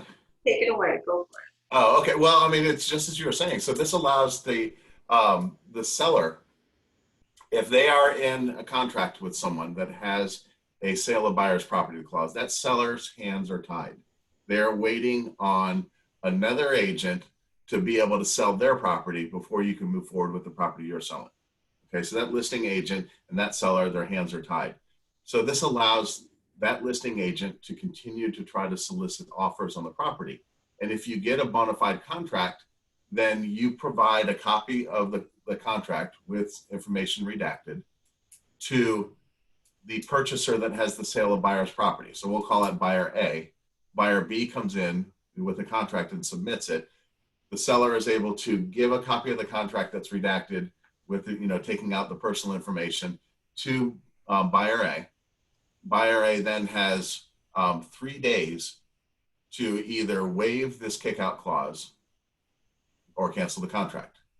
Okay, so that kind of makes you do your business or get off the pot within 3 days once the seller receives another bona fide offer. Does that make sense? Yes. Some people see this as almost a little cruel, but I don't see it as cruel. I see it I don't either. Right. The seller looking at it as, I'm willing to take a risk by taking my property off the market, as I said, in a very, very hot market. And here I am, I'm still looking at backup offers, and I'm willing to take backup offers. What if he gets, a cash offer that's outstanding? Right. You Hands still, are tied. yeah, the first offer still has right of first refusal. Right. There's no incentive for that buyer. That buyer may be sitting there going, and we've all, had sellers, and in this case, that buyer is also a seller, who are like, I think my property's just worth more, or I want to hold out, or let's do one more open house. And so the seller on the original property's hands are tied by that buyer who's not moving forward. So this puts a little bit of incentive for the buyer to go ahead and get his or her property under contract and move forward with this, because that seller is still showing and may sell it right out from under you. May I make a comment real quick? As Sure. as an agent, when I've had a kick-out clause used when I was representing the buyer, the buyers, of course, It wasn't me, was it, Michael? no. And actually, this is why relationships and why it's so good that you have great relationships with the agents in our community. I had clients that they found their dream home, right? This was the forever home, and we hadn't even put their home on the market yet. And it was moving quickly. You know, this is, I want to say 2017 that they bought their home, and beautiful home on half an acre in Tampa, right across the street from the Hillsborough River for like $268,000. I mean, it was a steal, and it was actually the agent that we had done a deal with 3 years earlier. So because of the fact that we didn't have their home on the market at all, he suggested the kick-out clause. I completely understood. He asked about where I was going to be comping out the property. I showed him. He agreed with my price analysis. And so I said, I completely understand that this would be in favor of your seller.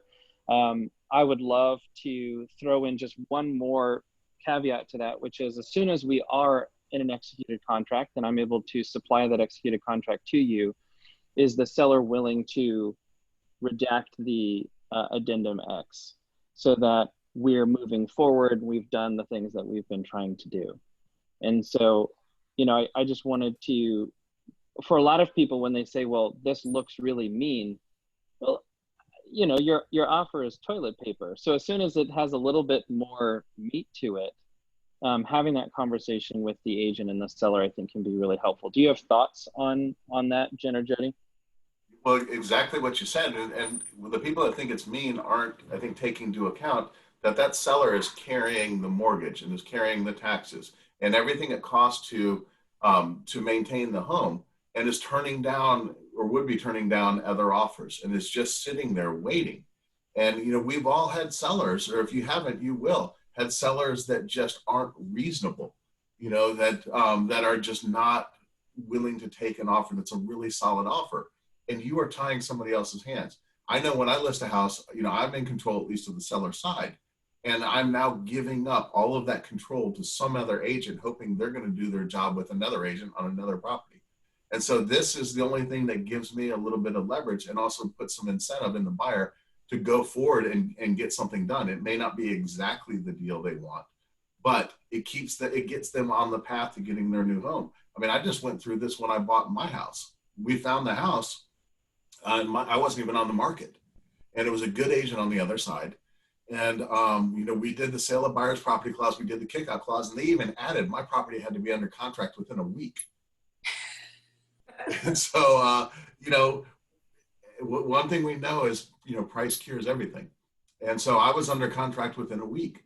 You know, that's just the position I was in. Had they not done that, I could sit around. I think I probably could have gotten more money for my condo, but I could sit around and I could show it, and I could try to drum up multiple offers, and I could go back and forth. Meanwhile, they're just sitting in there waiting on me. You know, that kind of forced my hand. And that's what this kick-out clause does. If you don't put your property under contract, if you're not serious enough to handle your business and move on with the new purchase, then we'll find somebody who is. But that's why I said also is, honestly, get your property on the market and then go looking for homes, because you lose negotiating power. Right. If Exactly. you don't, honestly. And that is absolutely the truth. But sometimes it is what it is. Right. But as far as, then, I mean, put yourself, like what Jody was doing, put yourself in the seller's shoes. What if it was your home? Would you want to just feel that helpless feeling of being there as the seller and just being helpless? There's nothing you can do about it. You're just waiting at the whim while these people get their home on the market, get their home under contract, you know, hopefully get it under contract, hopefully reduce the price, calling the other agent. Have you reduced the price yet? You know? Yeah, my seller doesn't really want to yet. They said maybe in 2 weeks. Right, maybe in 2 weeks, you haven't gotten it on a contract yet, and you're still waiting, but you're just under contract, waiting in limbo. I mean, seriously. Meanwhile, my property's getting burned, and now I'm up at 90, 100 days on the market. You know, it's getting burned on the market when average is what right now, 61 days. Right, So, right, you're just pending, and you're just sitting Right. there pending, and you have no recourse. This actually gives you some kind of out to get another offer in. So it's a helpless feeling as a seller to just be sitting there waiting, and maybe a neighbor a couple doors down has sold by then. So, and it's a horrible feeling if you are that person. So, you know, it's not cruel. It's a negotiating tool. These are negotiating tools that are given to us to help our sellers. So, all right. Right. Anyone have any questions about this? Okay. Backup contract. Backup I think contract. that's where we are, right? Yes, huge. And then I'm going to have to go soon. This is awesome. We so encourage backup contracts, especially now. Like, you know, this is amazing. We have gone 4 deep on backup contracts. I swear to God, we get backup offers on as many properties as we can. It's so important to do backups now. Because first of all, there's no inventory. Second of all, I mean, look what happened in the stock market. You know, people lost so much money. We don't know where the market's going right now. There's a lot of volatility every day. The market, I mean, do you agree that the market's changing so much every day? Not just the stock market, but our housing market, jobs market, you know, every sectors, manufacturing, service industry, we don't know what's going on. So if I were a buyer's agent, I would definitely go and not be afraid to put up backup offers on properties right now. And, you know, if you're under contract on another property and you get that call, you know, we're going to go and move to the backup offer, you know, thank you very much, but we're already under contract on another property, no big deal. You know, it doesn't take very long to put a backup addendum to an offer. So definitely do these, especially now when there's no inventory. Definitely go ahead and do these. As I said, I've gone 4 deep on some of our listings on backup offers, and it's just because of what's going on in the market right now. And we closed on the 4th backup offer.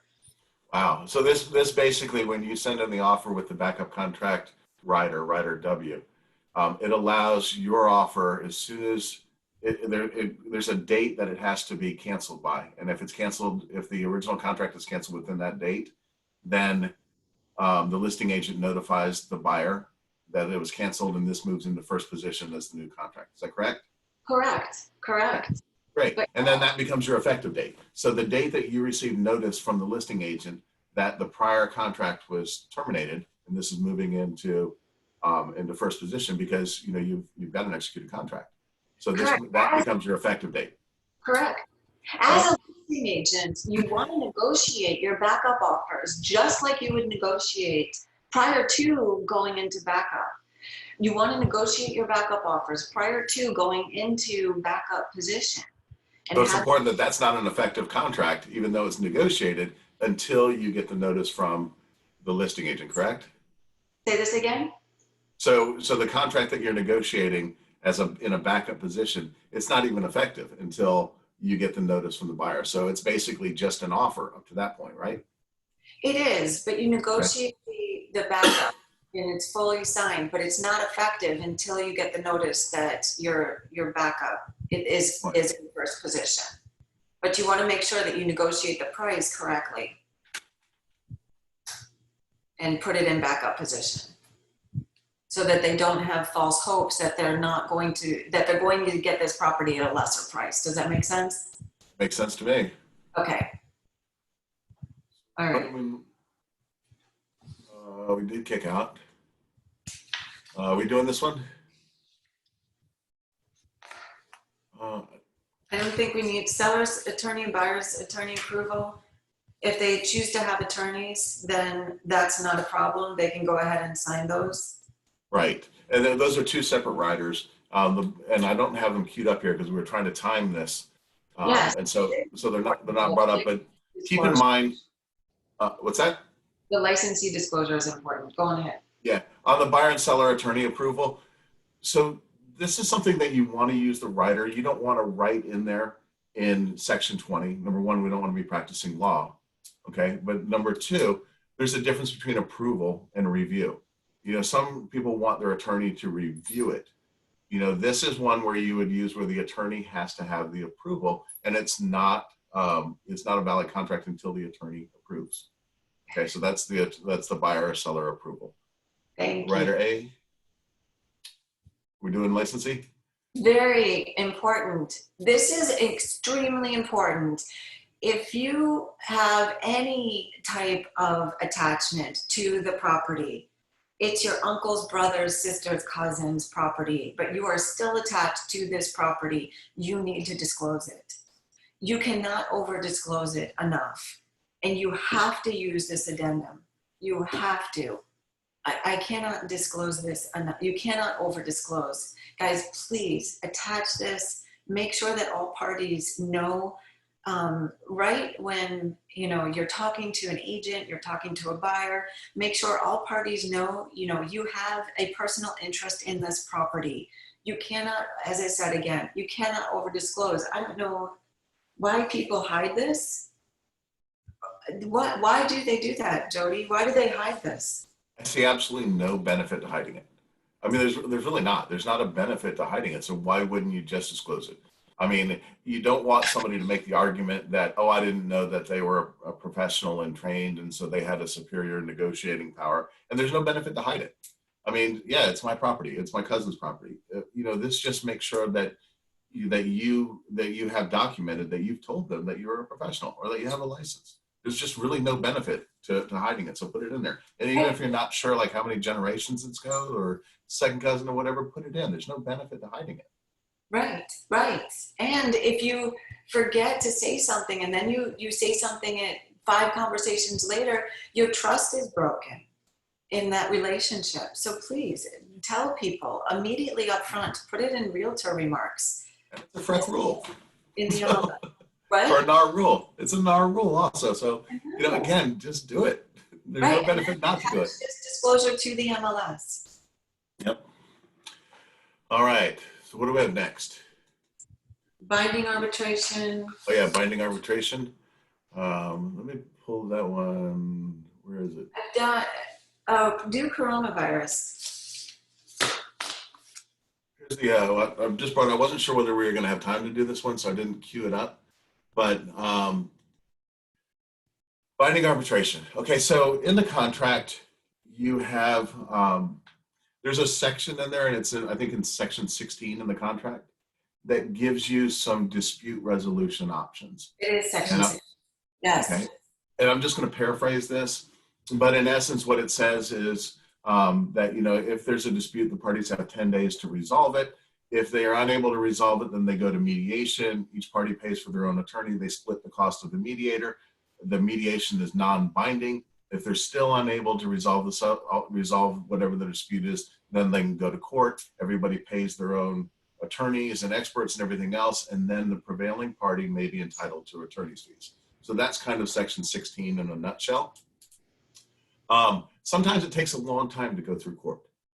You wait a long time. And when we're talking about a property dispute where somebody's trying to buy a house or trying to sell a house, you may have people's hands tied in the situation. So, and it's not a priority for the courts to be able to weed out whether somebody should have fixed a window, based on the as-is maintenance requirement or something like that. So it's not a huge priority for the court. So you may wait a while. Binding arbitration is kind of like court, but it's a little faster. And the difference, by the way, you go to mediation with both of them.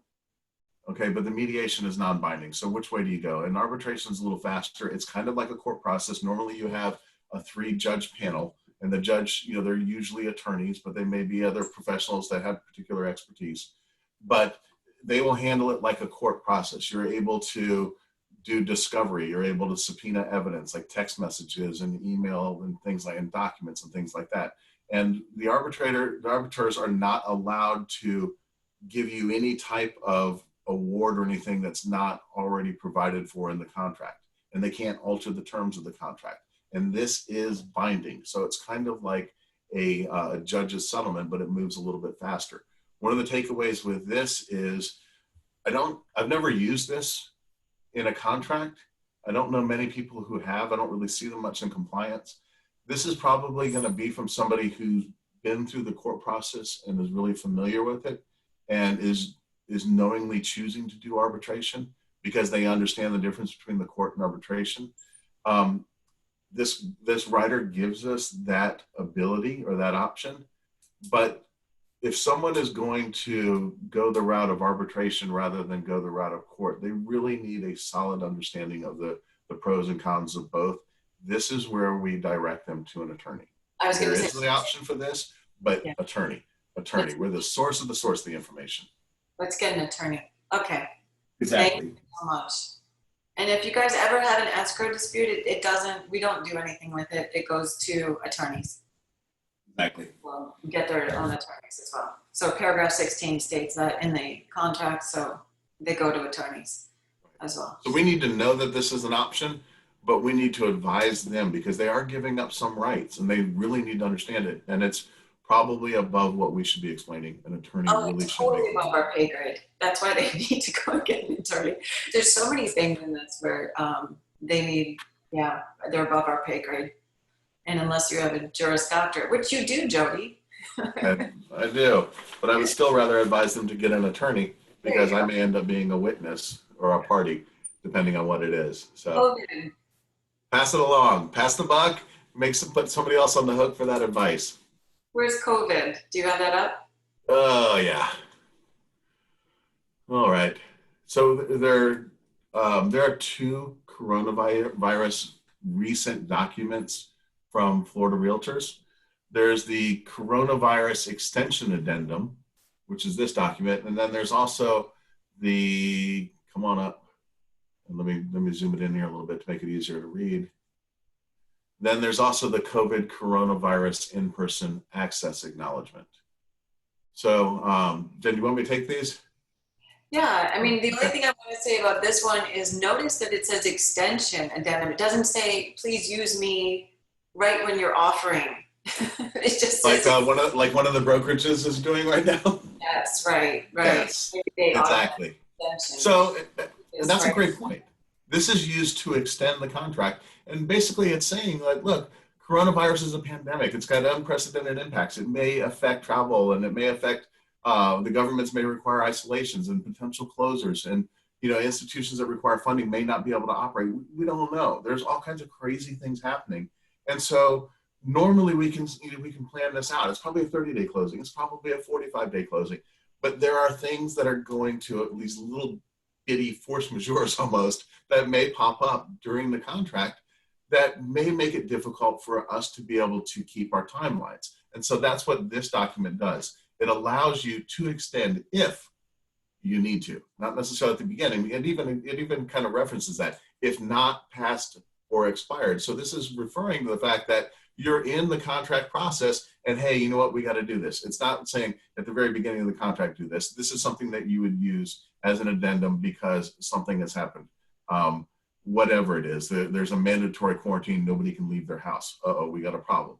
So this is something that you would sign and execute. And it gives a bunch of different things that you can potentially extend. And by the way, this particular addendum is written very broadly. It's written to be able to cover residential and vacant land and condominiums and commercial and all kinds of stuff. So there are a few things we probably won't use. But if you end up needing to extend your closing date, that's right here, closing date.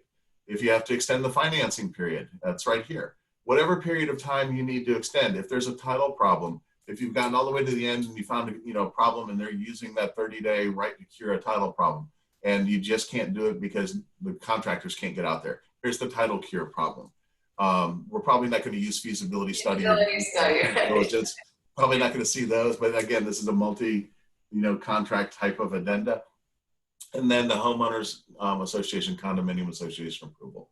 if the association has to approve and they're supposed to meet monthly and they decided they're not meeting and they don't know how to use Zoom, because they still use carrier pigeons at that age. Anyway, I digress.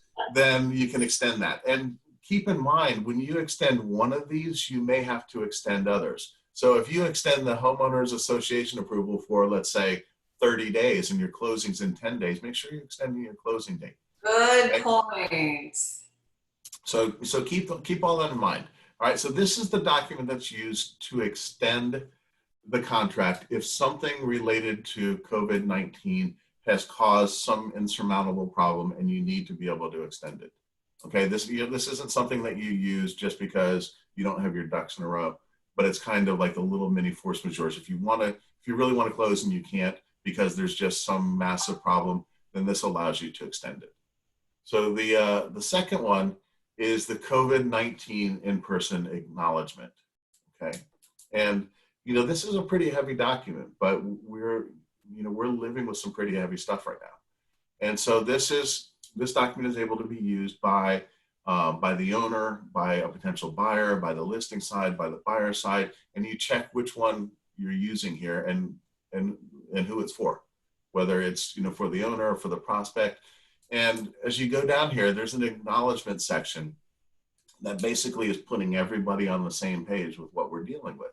And it says the owner or prospect that's named above acknowledges that they're aware that there's a national emergency caused by COVID, and that this is an evolving health crisis, and that there's danger to community spread and risk imposed with it. And so that's what we are dealing with at Agents, because we deal with people. We deal with people at open houses. We deal with people at showings. If you're a buyer's agent, you're going to somebody's house, we really don't know what's going on there. We're bringing a buyer in there. And so there are some health risks associated with what we're doing.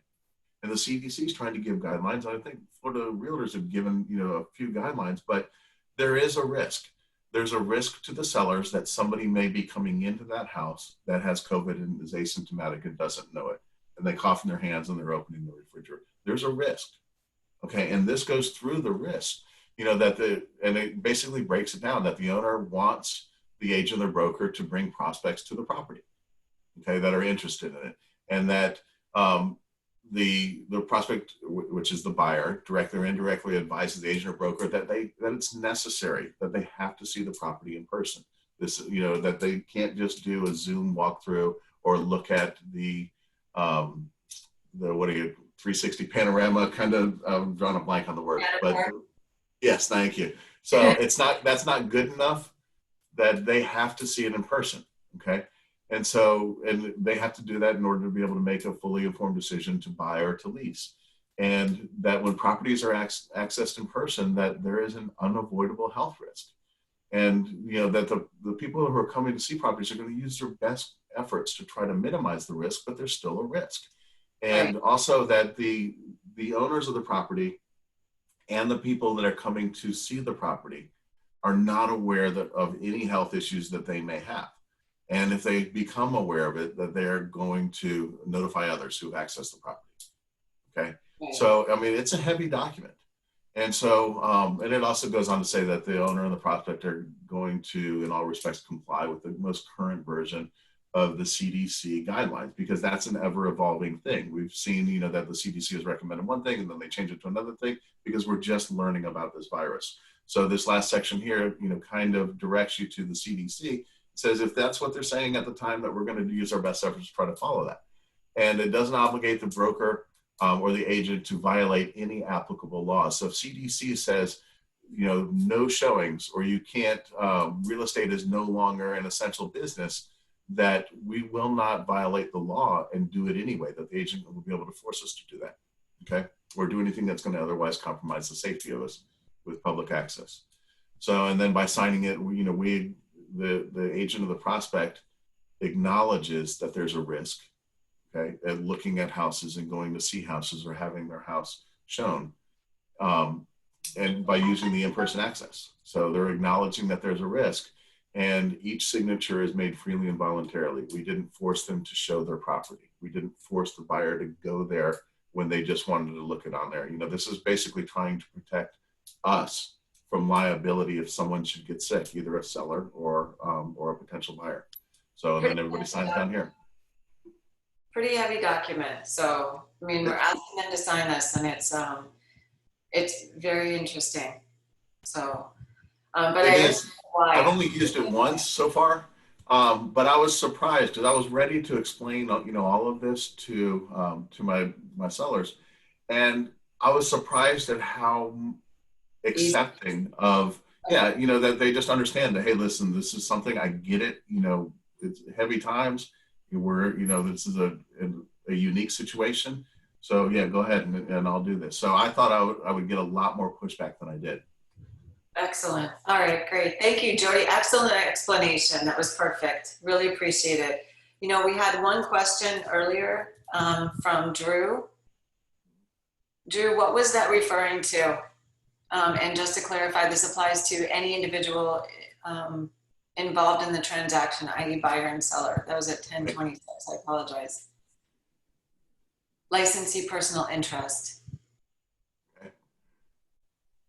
Oh, this applies to anybody that has a license that's active or inactive for the licensee personal interest. So anyone who has a license, a real estate license, active or inactive, you have to disclose that you have a license that's active or inactive and that you have a personal interest in the property that you're selling.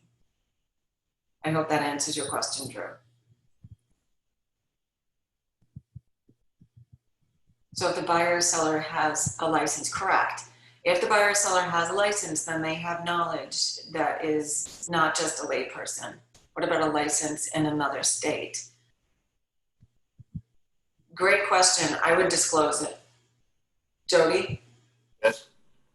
Would you, What's that? so he's asking, what about a license in another state?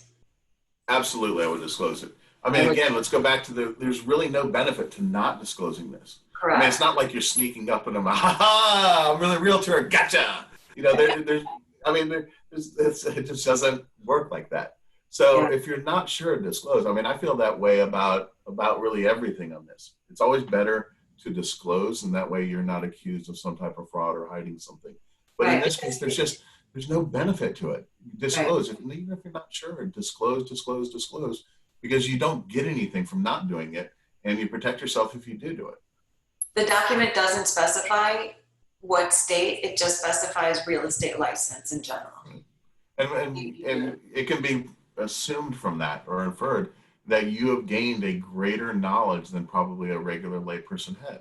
You may be not a greater knowledge of Florida, but at least you've been exposed to contracts and exposed to the process and everything else. So you are negotiating from an advantaged position to the other person. They should be aware of that. Correct. Agree. Okay. Thank you, Drew, for doing it. I really appreciate that. And I need to get going. I appreciate it. Thank you, Jen. You're awesome. Michael, I'm going to have you take over now. Yes, ma'am. You got it. Jody, if you'll do me a favor, if you can, well, first and foremost, are you continuing, or do you feel like you've paused on the addenda for today? We're done. I think we're done on the addenda for today. So, I mean, I have a couple minutes if there are questions. But well, thank you. Thank you both think for doing that. Lisa says, thank you both so much. This has been very informative. We will make this recording available, as well as all of the hard work that both of you did last Friday for the first major haul of all of the addenda. So thank you both very much. We'll make sure that those are available to the market centers, and that they're also available for YouTube for anybody that's looking. Does anyone have any last burning questions for either of these people? Jen, I know that you need to go, so thank you so much, and have a wonderful weekend, as well as to you, Jody, before we see anything. All right, take care. Okay, have a good weekend. Thanks, I think Michael. you both do such a thorough job that no one really has a problem.